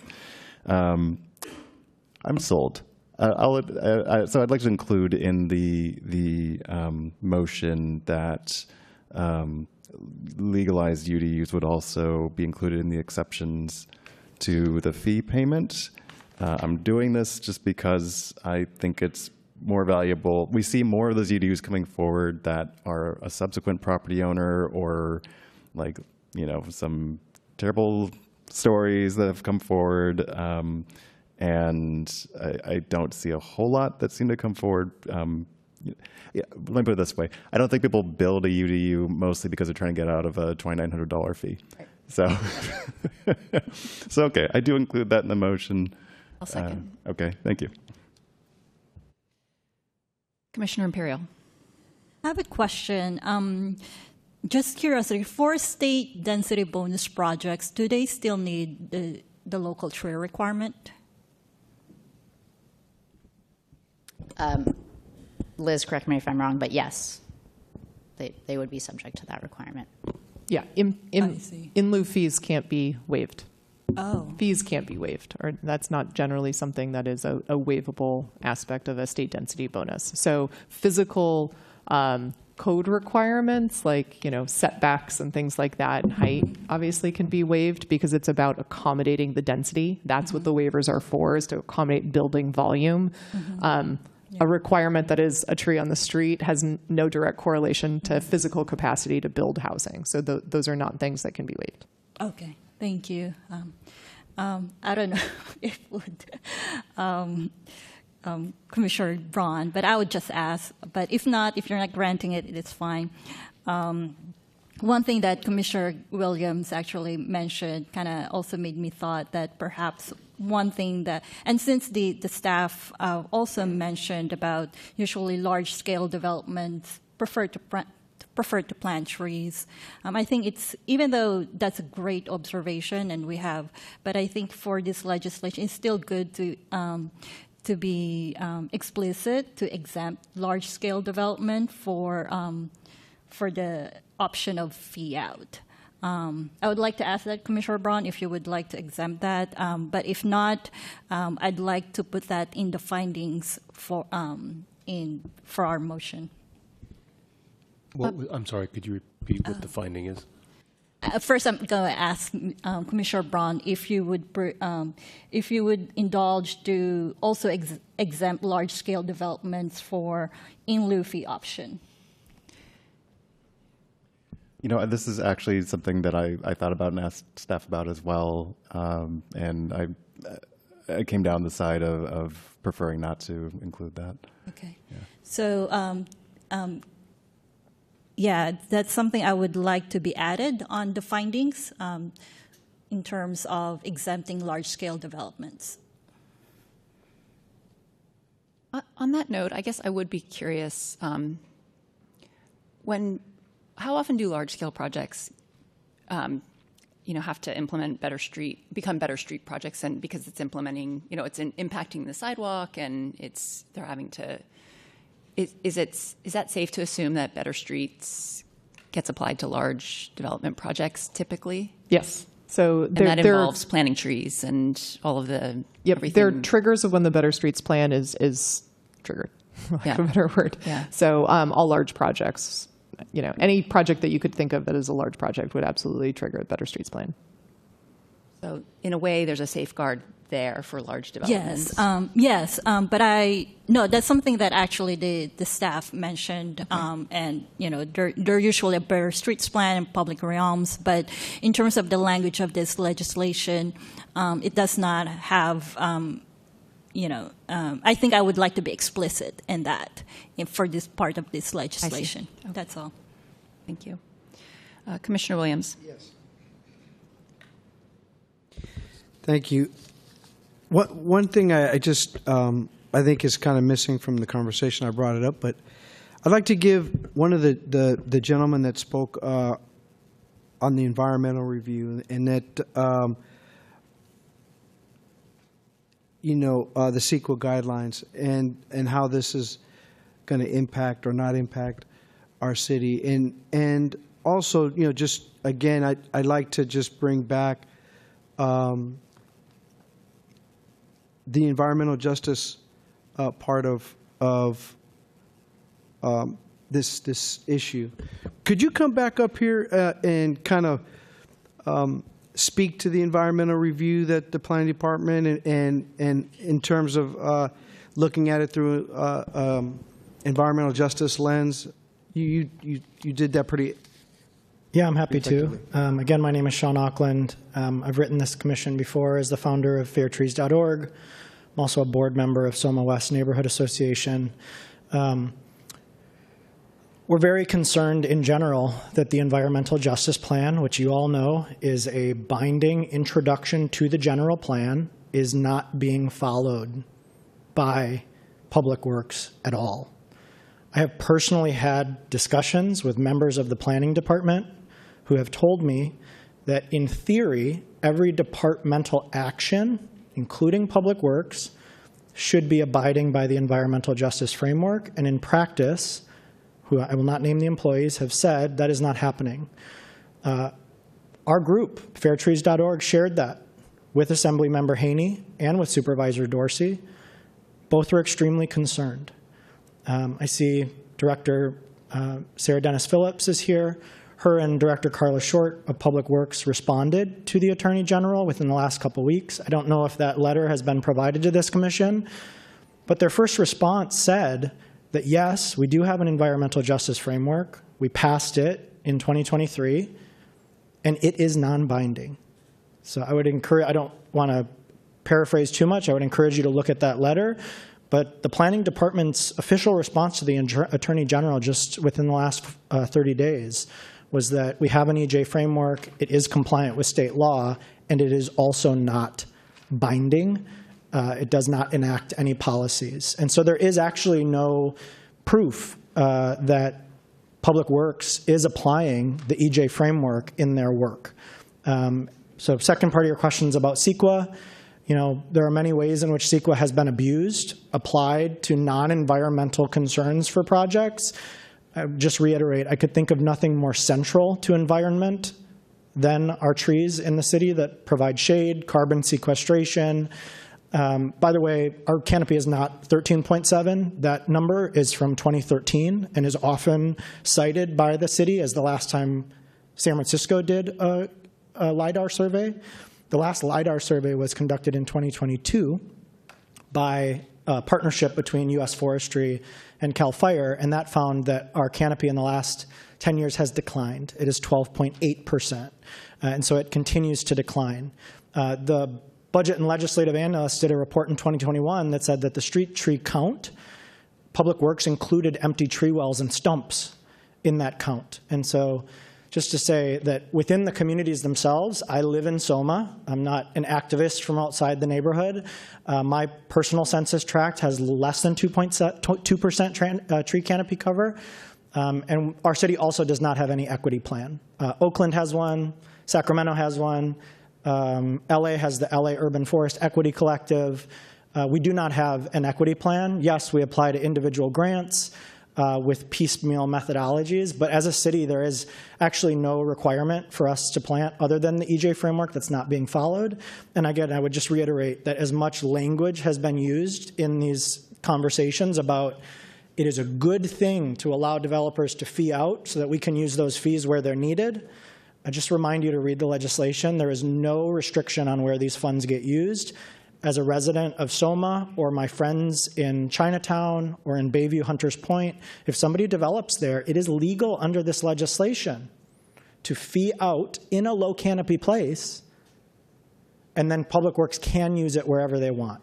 Now, I believe that they have intentions to plant in low canopy places. A lot of our research shows that that's not happening. Last July, I sent this commission a 14-page report called Concrete Over Canopy that I'm happy to show again, but it essentially showed that there is no correlation. We looked at the planting locations from the street tree list of every tree planted since the EJ framework was passed, and there was zero correlation. We are planting equally right now in places that don't have environmental need, EJ scores less than 10, as well as EJ scores higher than 20. So there's deep community concern, not only in what's happening, but how this legislation, while our press releases say it's well-intentioned, the text of the law does not include it. Thank you. Thank you so much for enlightening us and educating us on this thing. And thank you for your work and paying attention and all your advocacy on this issue. We need more folks that care about our canopy and that are willing to put themselves out there like you did today. Thank you. You're doing a great public service. I appreciate you. Thank you, Commissioner. I think I'd like to just reiterate all the issues that were just brought up. I think it's important to pay attention to the facts on the ground as they are, the fact that we're not enforcing our environmental justice framework. These are all things that, to me, matter as a person of color. I think that environmental justice is tied to racial justice and economic justice. And so if we're not enforcing our environmental justice, then we probably don't care much about racial justice or any other justice. I'll just leave it there. Ms. Gluckstein? I just wanted to correct the record on something that was mentioned vis-a-vis the letter that was sent by Director Short and Director Dennis Phillips to Assemblymember Haney's office. The letter does not state that the EJ framework is non-binding. It instead articulates that framework as the guiding policy framework adopted by the Board of Supervisors that serves as the guiding policy for city decision-making and prioritization. So there is no statement that articulates that as non-binding. Thank you. Commissioner McGarry? I'm going to bring it back to the trees for a minute because that's what we're here for today, and expectations on that. Individual property owners, and even a large development. How many trees are we actually talking about? Are they required to actually have on, say, a fifth of a block or a quarter of a block? The ability to fee out and the ability to capture as many people who can fee out or will fee out or possibly can fee out and put that into a pot, and that pot of money basically is designated just to fill those empty wells that are there. But I also know what DPW can do. I want to see a crew 3 blocks long. I want it all teared up. I want basically 3 concrete cutters on to answer Commissioner Imperial. You can have 3 concrete cutters basically going on each block, and you can grid out. We have a beautiful map here I assume that it's been gridded out, or it can be gridded out if you take everybody out of plan review and they're actually out in the field. Because for me, I want to see people out in the field.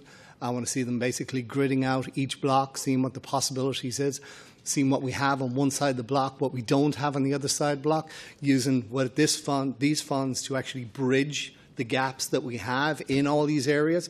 But at the end of the day, trees in the ground. Boots on the ground, trees on the ground, and eventually 5 years from now, we're dealing with basically boots and buckets because we're trimming those trees.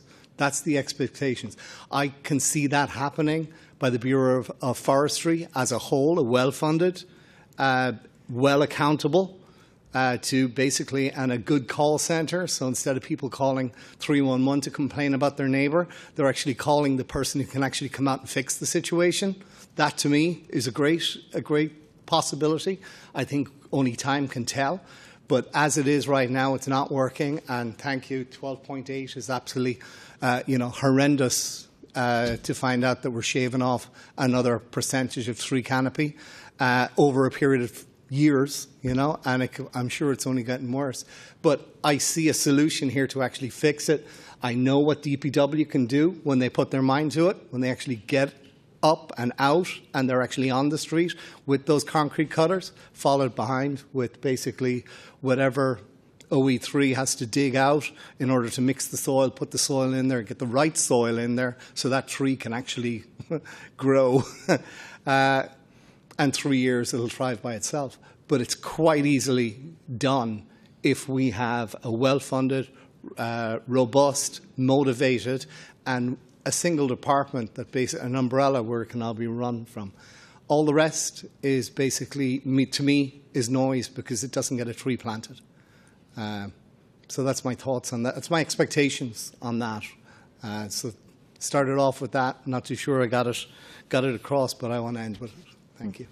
Thank you. Well, I've learned so much about trees in this whole process. I think we all have. So thank you. And I don't think there's any doubt that we don't all meet on common ground around valuing trees. I think we all want to see as many trees in our city as possible. And for me, it was very sobering to learn that that we're 13.7% of tree canopy, and now even worse that we're actually at 12.8, which to me says that what we're doing now is not working. So we've got to try. We've got to fix the system. And I think really the biggest concern here is how do we avoid losing trees and how do we maximize gaining trees, right? I think that's sort of like we all fundamentally want that. And so I've heard some commentary around needing more funds, and I think what this really does is translates directly into funds that can then be distributed in a more thoughtful way around the city. I also wondered about big projects. This, by the way, I really appreciated this in your presentation. I thought these were just very handy and helpful and informative data points for us to remember that so many of these projects are this small little guys and not these big projects. The big development projects are likely going to get caught in the requirements around better streets, so that gives me a lot of comfort. And then just to think that this sets up BUF to be more impactful and that we can make broader sweeping changes that I think are, and be more selective about where those go in the city rather than maybe neighborhoods that need it a little bit less. So I really like how this creates efficiency and that it really is going to make BUF more impactful. So I'm in full support. I think the one thing that maybe would be interesting that maybe someone could speak to is there's obviously going to be this dedicated fund, which we all really like this idea that there's going to be, okay, we've got this kitty of money. Can someone talk a little bit about accountability for, how we'll know in a year that this was successful? There was mention in the brief about controller's office reporting. Is there some mechanism for us to understand what success looks like a year from now or 2 years from now?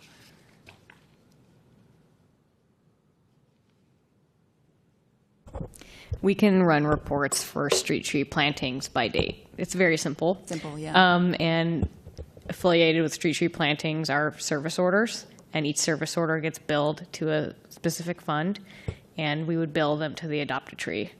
So it is very transparent, and trackable.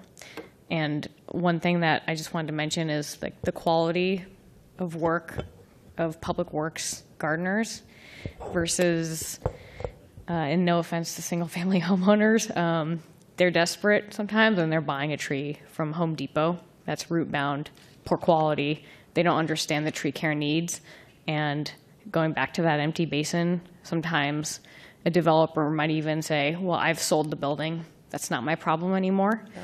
And the onus goes back to the urban forestry inspection team to go and enforce and spend more staff time trying to, A, get the tree planted, B, restart the maintenance period, and C, issue fines. So instead of just saying, that's a tree basin, we can plant that, it ends up being this giant mountain of enforcement because the developer left that basin empty and no longer cares about the project because they got sign off.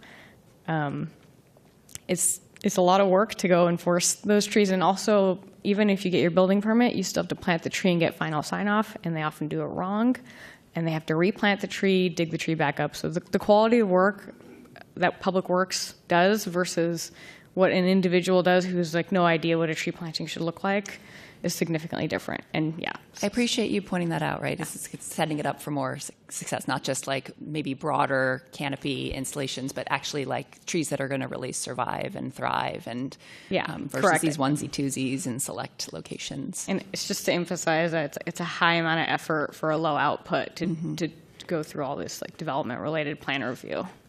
Great. Thank you. Commissioner Williams. I just want to say again how important the funding issue is, and I don't want to seem like I'm picking on anybody. Everyone's doing what they can given what they have, and so I would just say if Assemblyman Haney is watching, that he try to get some additional funding, so that we could, so that we could take care of this. Again, I don't agree with what's in front of me. I don't think that's the solution. But also, Supervisor Dorsey, maybe he could talk to the mayor or somebody and get some additional funding so that we can plant some more trees. That's all. Okay, commissioners, if there's no further deliberation, I am going to seek clarity if the maker of the motion and the seconder are amenable to include the finding recommended by Commissioner Imperial. And then I'm going to seek clarity on that finding.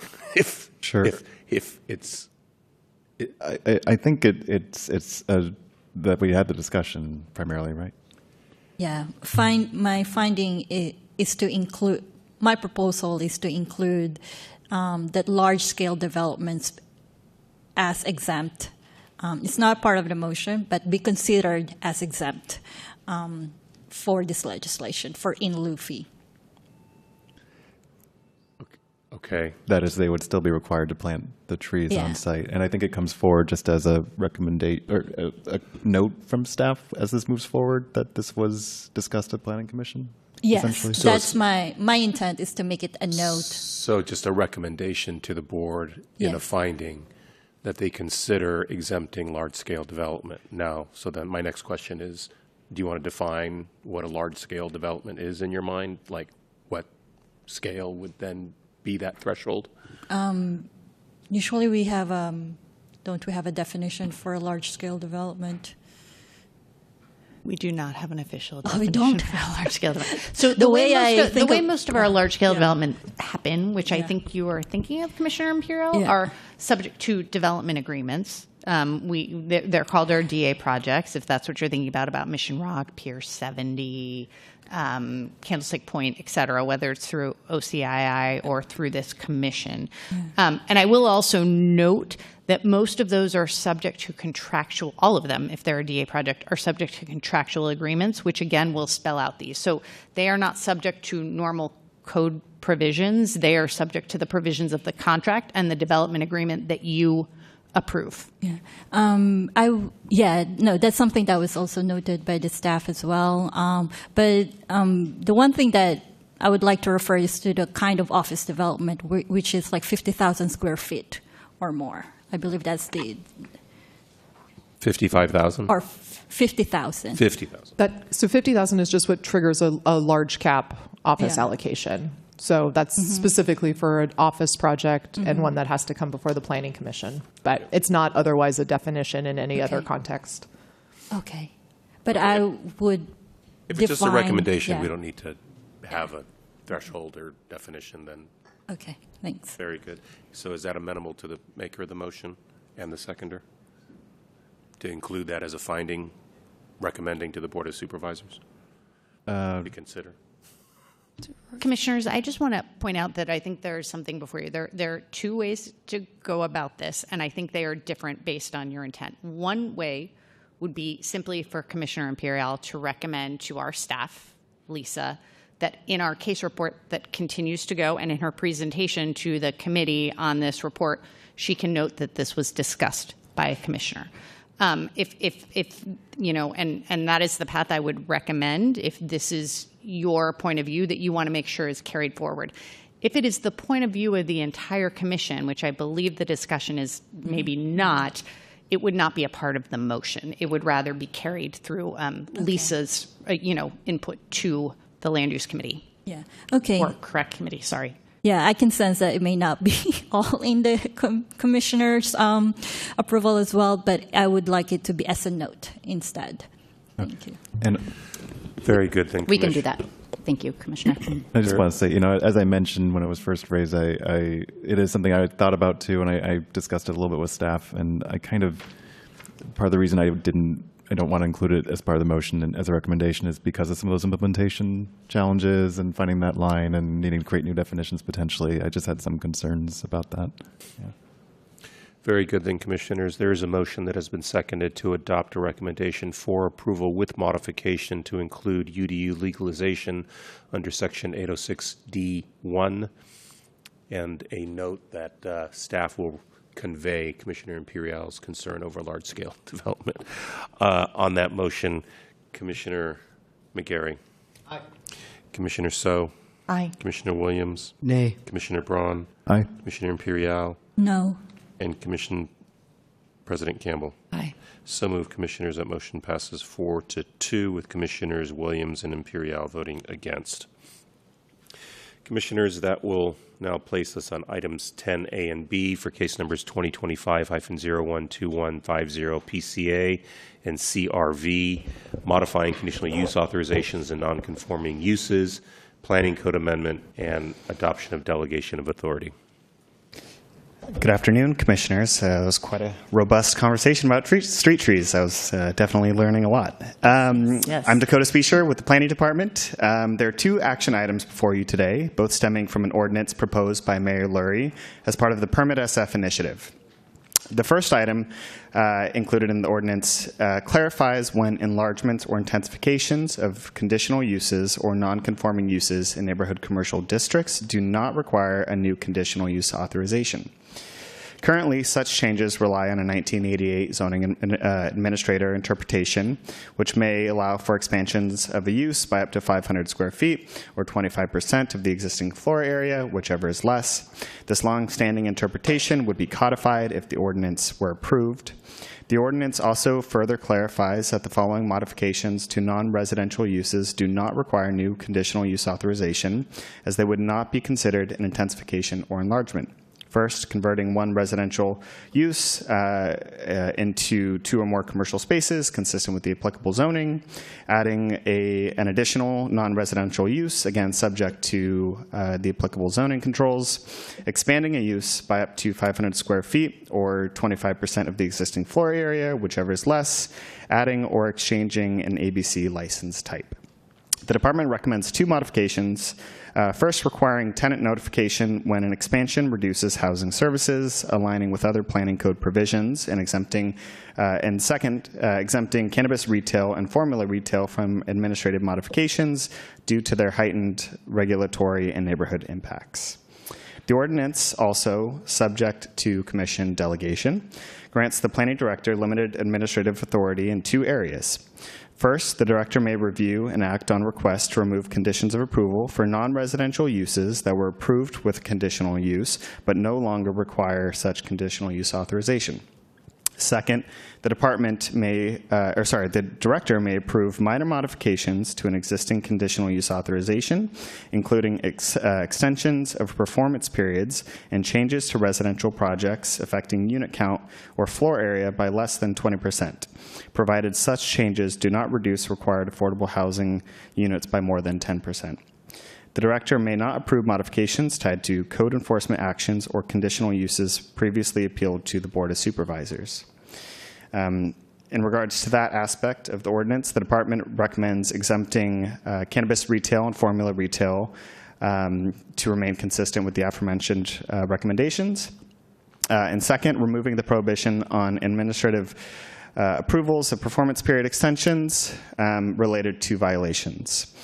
This change provides a more equitable path for small businesses to gain compliance while retaining safeguards that protect sensitive neighborhoods and promotes housing stability.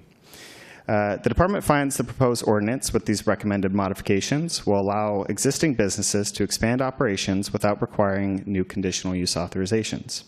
By enabling modest changes through the streamlined administrative process, the ordinance reduces regulatory burdens and supports reinvesting in staff and day-to-day operations rather than lengthy approvals.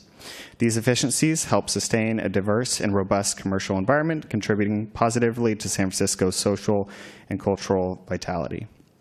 A simplified review process also lowers overhead costs for neighborhood-serving retail and service providers, creating a more supportive environment for small businesses. Lastly, by permitting modest changes to residential projects, the ordinance brings the planning code into alignment with state law while ensuring that the required affordable units are maintained. For these reasons, the department recommends adoption of the draft resolutions before you with the changes presented today. Myself, our legislative team, and the zoning administrator are all here if you have any questions. Thank you. Thank you. Members of the public, this is your opportunity to address the commission on this matter. You need to come forward. Last call. Seeing none, public comment is closed, and this matter is now before you, commissioners. Commissioner Imperial. Hi. I have a question for the recommendation by the staff for number 1, modified ordinance to require tenant notification. So when there is notification to tenant, how will that be? Let's say there is an issue with that. How will that go? So that means that would be the planning director or the planning department would mitigate the issue. How would that be the process? There's an established tenant notification process under, I believe, Supervisor Mandelman's ADU legislation that required notification for a reduction in housing services where a new ADU is established. And it would mirror that process. And I believe there's a signed affidavit that the applicant needs to complete that they have notified the tenant of their rights and provided contact information to the rent board. And allows them to appeal to the rent board to enter into negotiations with the project sponsor for the reduction in rent that might ensue from the reduction in housing services. Okay. So there's an established process in the code that we would mirror here. So just to kind of because there has been, I mean, not often, but there has been cases that comes here in the Planning Commission where there is, a reduction of, square foot, sometimes a garage, and, usually the case is they come here to the Planning Commission because it was a CUA. And so that, in a way, that compels the Commission, in a way, to understand as well the needs for the tenants. And also it gave the tenants a voice as well. To raise those concerns. So I feel like it may not be enough to do tenant notification. If anything, I would probably compel it as kind of like the same as number 2 to exempt from administrative, like modified exempt. But yeah, I mean, I'm trying to, just to give you an idea of what happened here. Sometimes it's not often, but those are kind of like actually compelling cases that we have seen in terms of, even if it's like, and I understand these are less than 20% of the change, but if there is a reduction of storage or something like that, sometimes it would come here, and so that's something that I perhaps, although there's a good intent of requiring tenant notification, it still gives an impact to the Planning Commission how it's going to be the use of it by the tenant.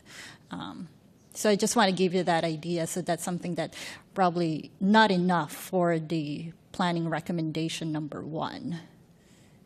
If I may just provide a little more context on recommendation 1, the goal is to both align it with the ADU existing program that exists, so that and this was also the recommendation that was attached to Supervisor Fielder's recent legislation to allow for LCU expansions that came out of the case of, I believe, Casa Maria and the Mission wanting to expand some of its footprint.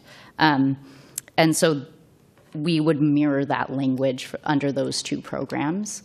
And that's the intent of this modification, to continue under the framework that has been supported by the city in the past and by some of the Board of Supervisors. But yeah, that's I just wanted to provide that context. Okay, thank you. Thank you for providing that context. And just to provide a little bit more context, so the zoning administrator interpretation does allow for these expansions in NC districts already. What this ordinance is doing is codifying that, and then in addition to what's currently common practice with the department, is adding that notification process. So, okay. Yeah, that's something for me to think about still. Another question, are we also combining the 10A and 10B on the, or can I pose a question for 10B? Okay, that's okay. Sure. Okay, so one of the question that I have is regarding the 10B, regarding the delegation authority. And one of the proposal is the alter the number of residential units or project square footage by 20% unless and not reduce required affordable housing by more than 10%, and to delegate that authority to the planning director. So in a situal case, let's say a 10-unit development, and then they reduce their unit to 9, in a way that would reduce the affordable housing requirement. Does that mean that would also follow the delegation on the planning director at this point, or? Maybe I could just jump in. I mean, a loss of dwelling unit will always require a 317 hearing. So that's the loss of dwelling units is not something that needs to be worried about. That's not touched at all as part of this ordinance. So we're really more so focused on this. There are a lot of projects that over history have required, a restaurant might have required a CU in a commercial corridor. And over the course of the last, 5+ years, maybe even longer than that, we've made a lot of changes, especially in our NC corridors, that make those as of right. And now those are principally permitted. But that one business that had to get the CU is now held to all of the conditions of approval that their next door neighbor who could come in and get a restaurant today would have none of those conditions. So that's really the genesis of it, that nothing to do with dwelling unit impact. Yeah. That's one thing that I totally support. The ones that are already approved and they're just trying to enlarge. And many of the times we just easily approve them because, and especially during the pandemic times, it's the. I guess I'm trying to understand what does 20% less means for residential units mean, and. And I'm concerned about the residential units and what it would, one is for the tenant and one is how would it impact affordable housing requirement. But you already answered that, Ms. Wadi, in terms of the, so I'm not concerned about that, but yeah, that's all. If I may address the point about the reduction in residential units and impacts on inclusionary, I think that was one of the questions that you had. Commissioner, and for example, a 10-unit project is subject to our inclusionary program at 10 units is where it kicks in, would be responsible for functionally 1 unit. Yeah. And so this ordinance, part of the thinking was we want kind of a higher standard for the inclusionary units that would still be required to be included. So if you reduce by 20%, you can only reduce your inclusionary burden by 10%. So you're held to a functionally higher standard of inclusionary that you would otherwise be held to, just out of sensitivity to the fact that a lot of these projects are entitled with consideration for the inclusionary units provided.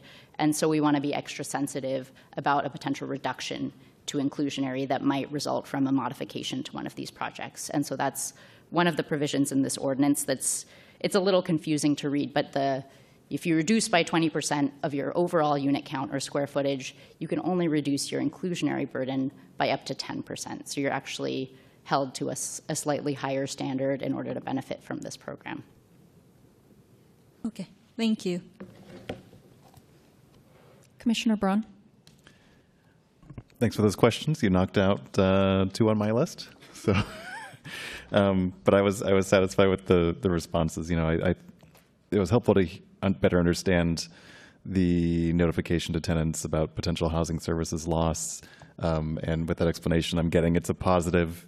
It sounds like without that modification, essentially those tenants wouldn't be notified and have the awareness of the potential housing services loss. And it was helpful to see that this is just bringing this into line with the limited commercial use flexibility that's also been pursued recently and we approved. So that was helpful. And then I was also concerned about the inclusionary requirement reduction.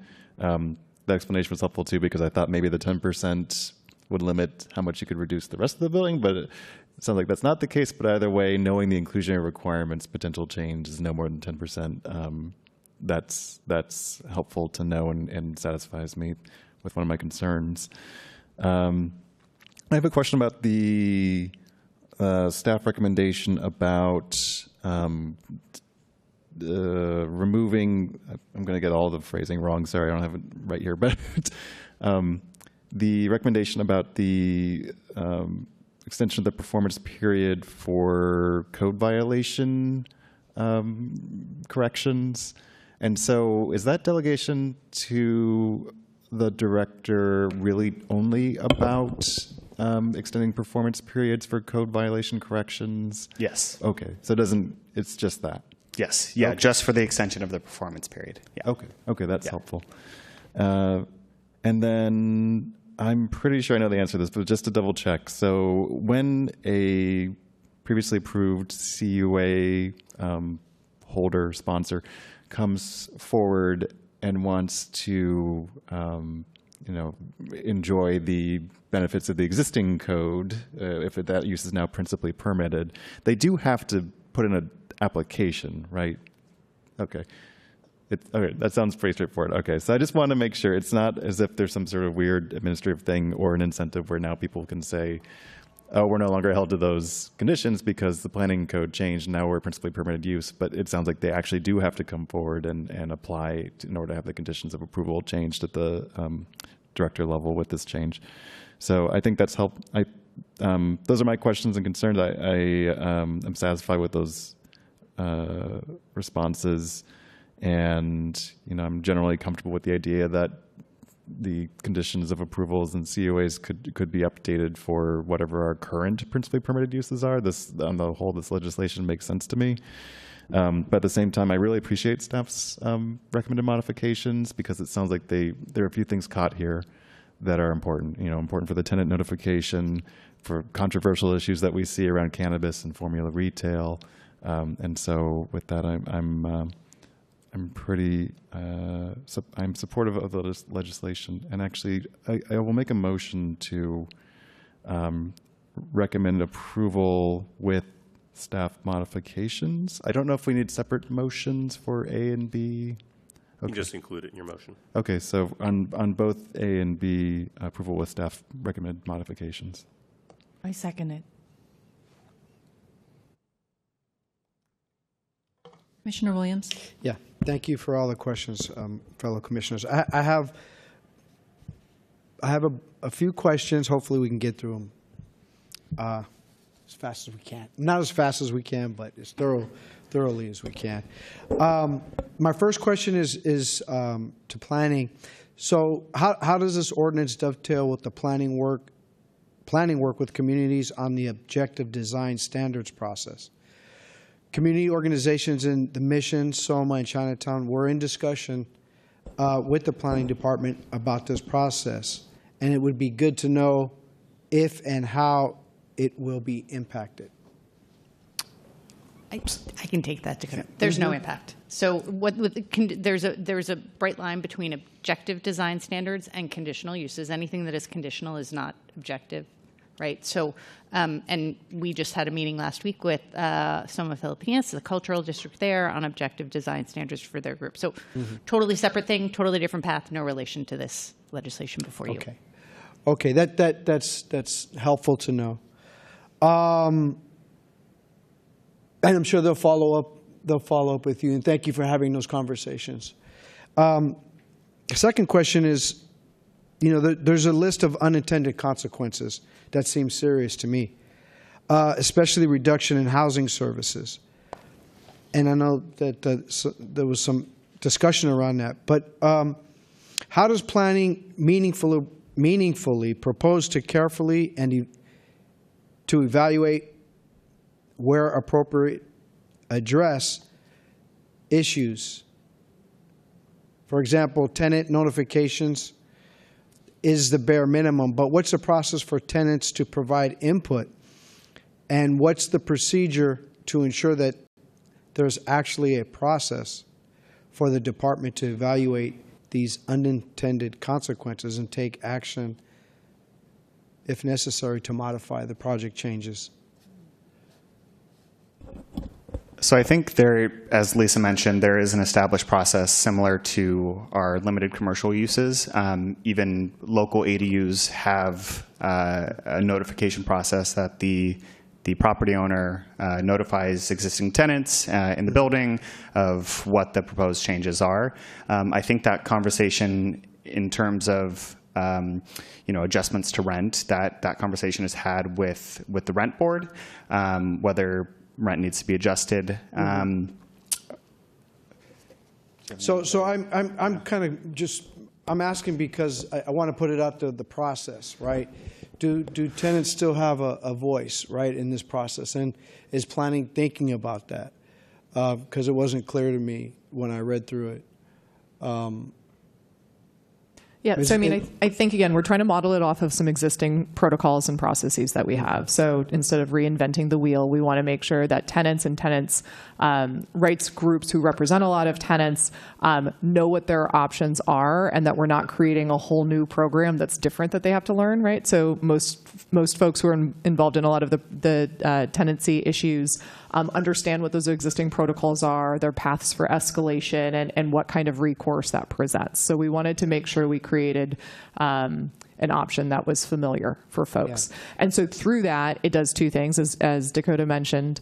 It's both, I think, alerting tenants so that they can make sure to avail themselves of their rights with the rent under the rent ordinance and working with the rent board. Mm-hmm. So we are giving them the alert early on. Mm-hmm. Those conversations don't happen with the planning department, they happen with the rent board, but we want to make sure that we're giving tenants adequate notice and sort of time before that activity happens. So that's one piece. Yeah. The second piece is these are discretionary projects. For the most part, we're talking about commercial I think exclusively we're talking really about commercial projects here. Commercial projects are discretionary.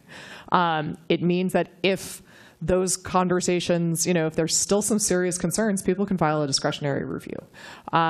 These are appealable, permits. These are things that a tenant could appeal if it got to that point. I don't think we're forecasting that it would. Yeah. But that is there for people in the same way that all of our the original ones had that same type of recourse. So. Yeah. No, I appreciate that, Mr. Waddy. I just kind of want to, go on record with planning and just say, okay, we should leave the door open, right? If there's issues that tenants have around these changes, that that planning leaves that door open and a way, and you mentioned the discretionary review, but that's a process that, not all tenants are probably going to take. I was thinking more in the lines of just keeping communications open and being open, because this is new. We don't know how it's going to, what the impacts are going to be. And so I just want to put it out there. You don't have to answer me now, but just know that it's something that's a concern. Sure. Right. The other really important part that I think is part of this, the delegation to the planning director, it's a discretionary delegation. And so as noted, on the first page of that delegation, second paragraph, basically the last line says, the director may determine whether the request meets the criteria set out in the code and may approve, conditionally approve, or deny. So obviously that's where, feedback comes into play. If there is something that truly is something we didn't anticipate here, that's an unintended impact that really negatively impacts residential tenants, again, not the goal of what we're trying to achieve through this.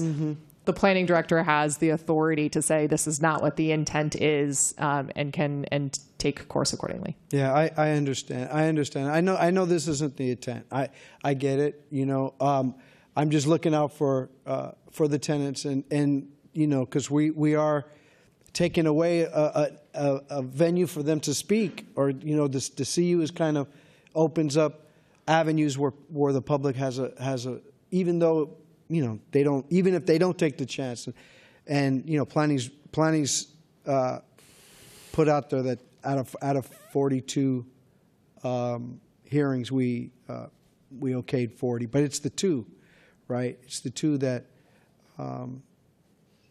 that you can be of concern, especially if it's something that's very impactful. But let me move on. Commissioner Williams, just as the director who is subject to this, just want to confirm that I hear that and will operate accordingly. Thank you.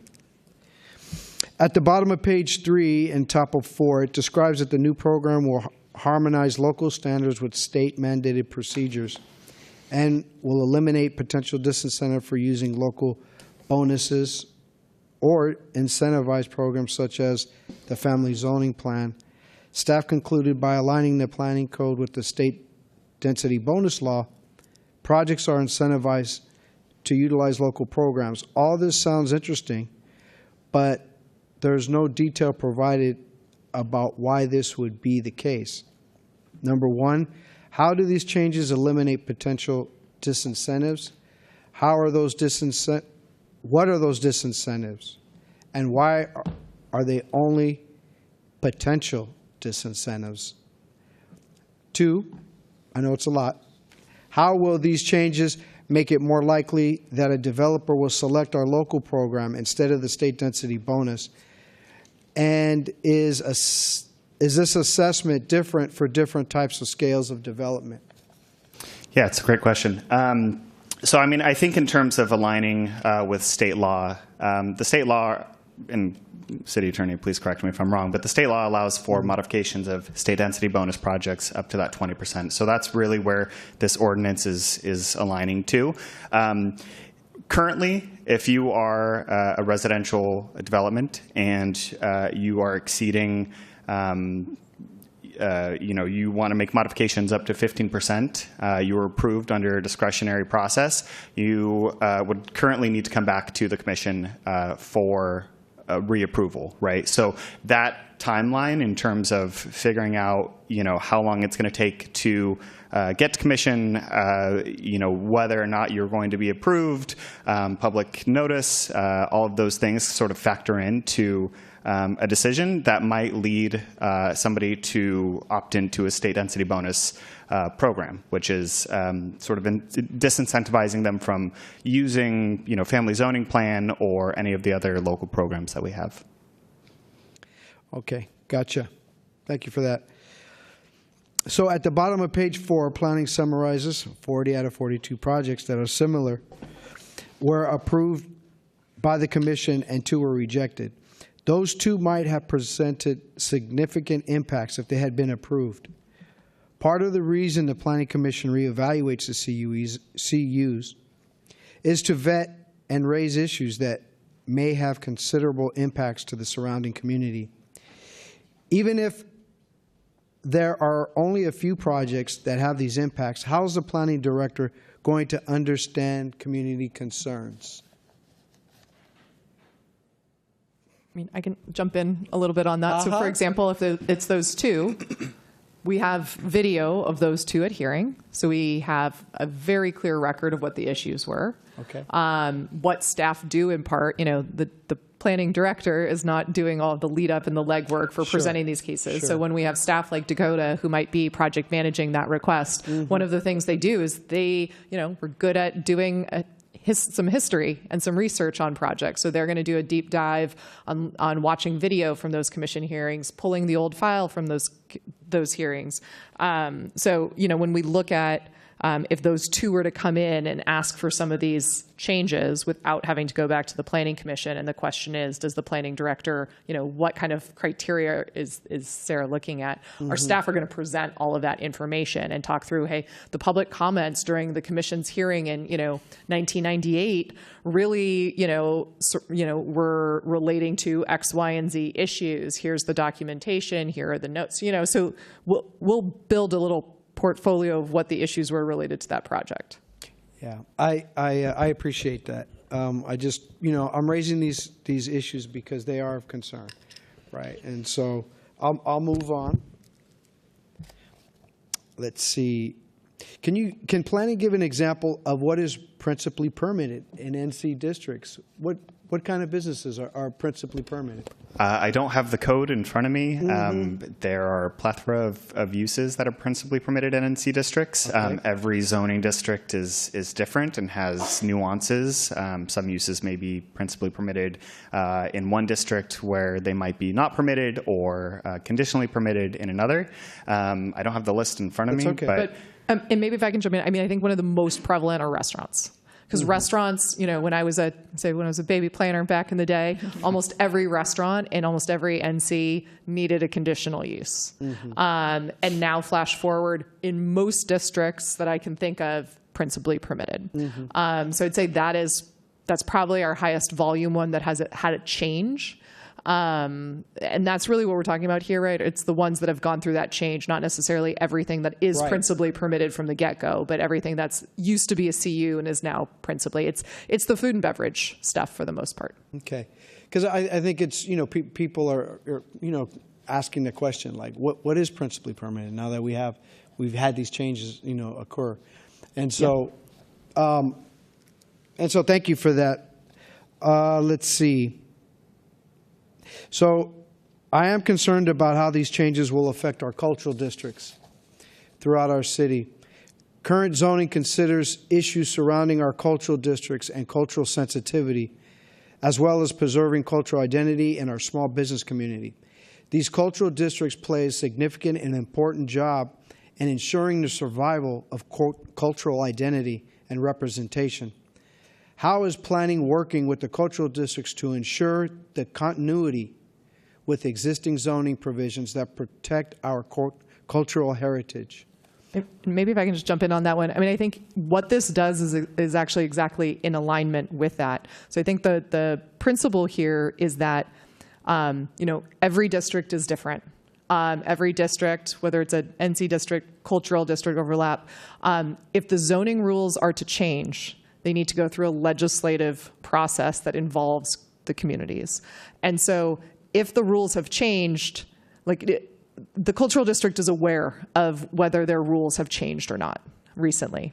They would be engaged. And so we're not changing those rules. We're just saying if that legislative and that public process has taken place and led to a change that everyone is well aware of, that those should really be the governing rules, not a case-by-case project set of rules that somehow trump that public process. And I think that's sort of the disconnect is, if there was a project that happened 20 years ago based on zoning rules that were our policy at the time, but our policy has now changed, and our policies have changed through a very public, open process with working with communities, that should be the new baseline for which the standards to which people are held, not rules from a different era. I totally. And so the cultural districts are part of the legislative process, and so that's how this is. There's a correlation there. So I understand that those conversations are happening, but I would just, I want to just put an emphasis on how important our cultural districts are and their input. Well, I think to that point, a lot of these businesses that we're talking about were approved before there were cultural districts. And so those approvals happened in a vacuum outside of the cultural district conversation, whereas the rules that have more recently changed have been done in that context. Okay. Very good.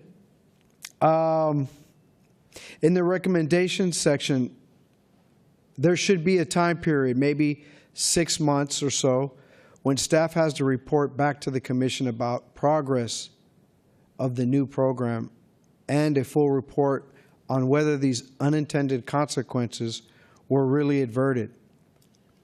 And should there be any consequences that arose that staff didn't anticipate, there should be the ability for the commission to recommend further amendments to the program. And I'm just saying that out there because, this is something new that we're going into, and for some people it may not be a big deal, but for others it is, and so I just want to put that out there that are you guys tracking? Is there going to be? And you already kind of mentioned that you're going to be tracking some of the issues that I raised, which is good. I'm glad that planning is going to be tracking that. But we are giving away some of our authority as a planning commission, and so I just want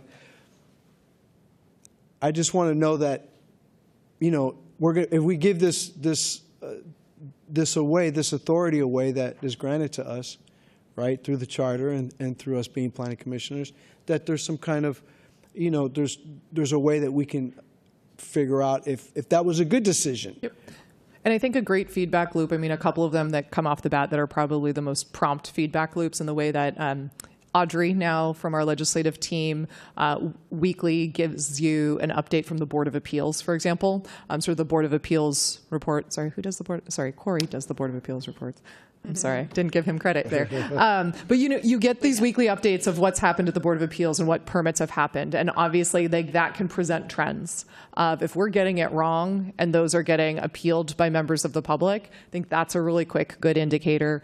Obviously, folks coming here under general public comment, they certainly share with you when they think we're getting things wrong and should take on things in a different way. So I think those are two really quick ways. In addition to that, that's sort of from the angle of kind of if you don't trust what we're doing also, but we're obviously in a constant state of reflecting on our own rules and what's working and what isn't. At our standing management meetings within current planning, we check in with everyone around where are we getting, where are there pinch points, where are we getting opposition, where are we seeing trends that are not in a positive direction. And so that's part of our frequent conversation and thinking about how we can do things differently in sort of a constant state of self-reflection and adjustment. But then there are sort of these more public, let's call it, sort of checks and balances from those two report backs that you guys get weekly.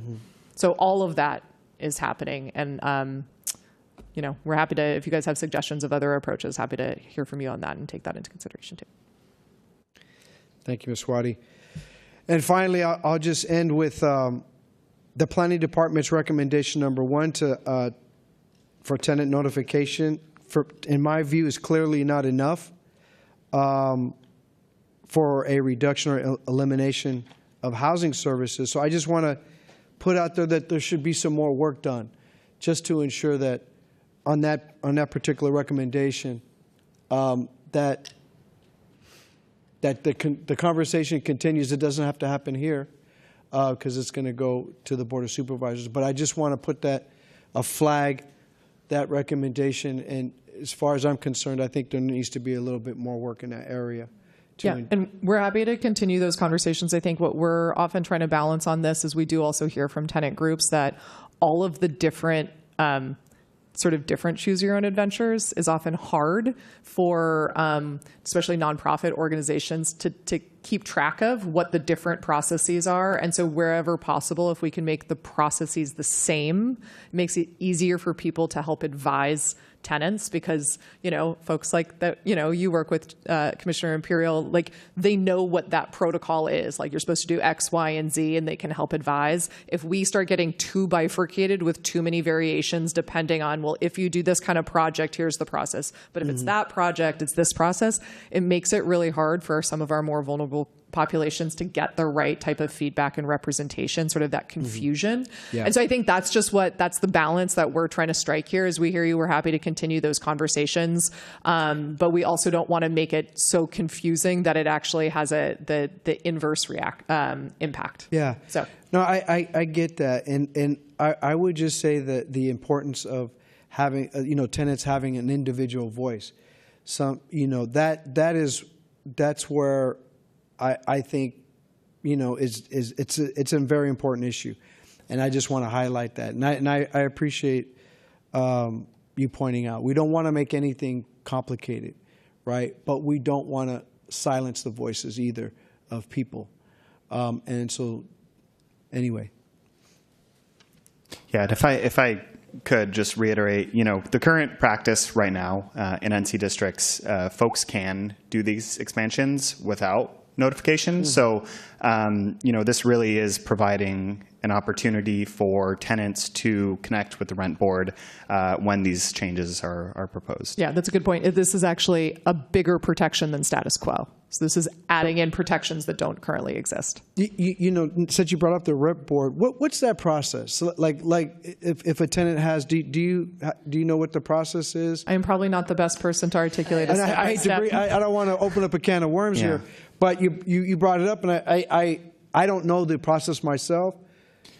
Yeah, I mean, I can speak for local ADUs. So for local ADUs, project sponsors are required to post notice on the building. They might be required to mail it. I'm not too certain about that. But effectively, they give notice to the current tenants with contact information, I believe rent board contact information. So, at least when they submit an application for an ADU to the department, we see that the notification was given.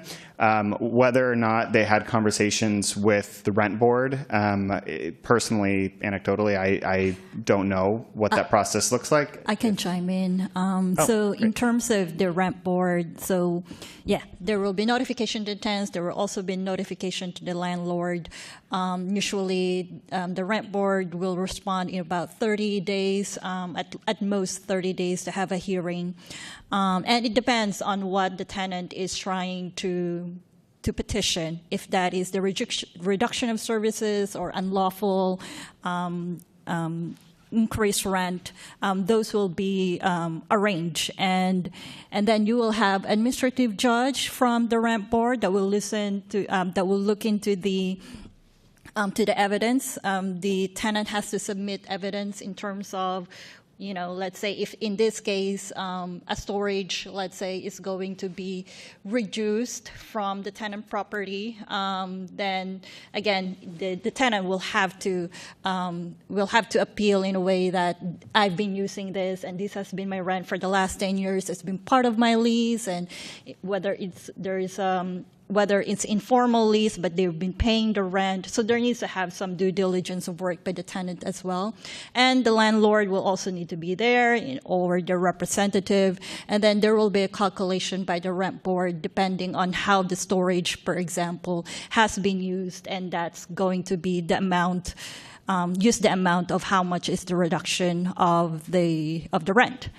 So usually it would take about, 30 days for that process, and so that would be usually the case for it. The rent board will not judge, though, that whether the storage is feasible. Like that's not their purview. Their purview is around tenants' issues, but in terms of the physicality of the building, that is not their purview.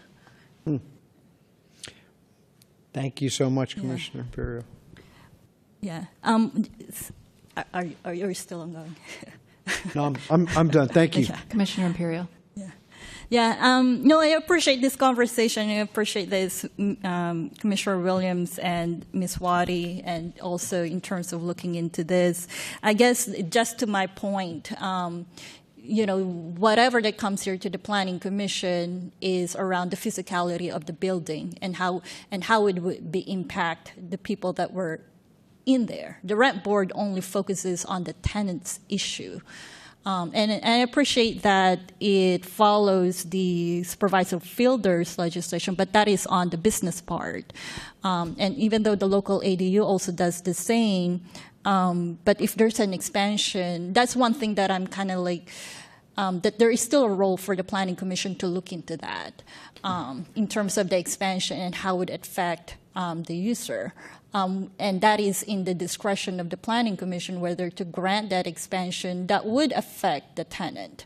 And so that is kind of like, again, you can say it's an ideological, perceptive whether Planning Commission should really be just about expansion and how it affects the people that has history of living there. Mm-hmm.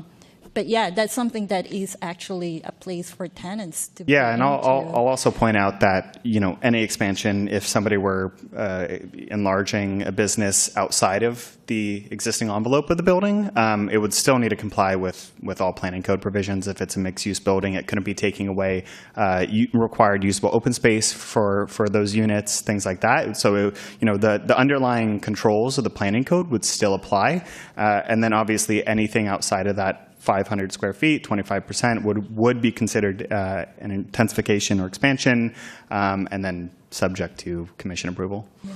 I think my only perhaps suggestion for this, because again, it rarely comes into the Planning Commission when we have this, and perhaps it can be part of a director's report in terms of the, expansion to cases of expansion in the residential units, or whether that would be part of the staff report. I think it's important for the Commission to understand as well how the expansion, especially in the residential units, affect whether there are tenants there. And for us to whether to have some planning code changes or some meaningful conversations about it. I think it's important for the Commission to hear about this kind of trends. Maybe that's, that's something that I would just put that as a note. Great. I'll just quickly commend you. I was delighted to see this come forward. This is specifically the thing that really caught my eye was how this will reduce processing times by 6 to 9 months, which is enormous. Anecdotally, we had something along the lines that came before. I haven't been on the commission long, but there was something that came before us just in the last few months that it was a condition associated with a conditional use authorization. And if that same project had come forward today, it would have been principally permitted. They could have done it over the counter. And I thought, this is broken. So thank you for bringing this forward. It feels really thoughtful. And I really appreciated, like many of my fellow commissioners, the unexpected consequences and trying to get ahead of those and all the recommendations put forward. And it does feel very, it seems like it's lowering the cost to do business here and being, much more, business friendly for our neighborhood retailers and professional services. So thank you so much for this, and I'm in full support. And I think I'm the last person that has any comments on this. So, Jonas, I think we're ready for a vote. Indeed, if there's no further deliberation, there is a motion that has been seconded to adopt a recommendation for approval with modifications and to adopt the delegation of authority. On that motion, Commissioner McGarry? Aye. Commissioner So? Aye. Commissioner Williams? Aye. Commissioner Braun? Aye. Commissioner Imperial? Aye. And Commissioner President Campbell? Aye. So moved, Commissioners. That motion passes unanimously 6-0 and concludes your hearing today. Thank you.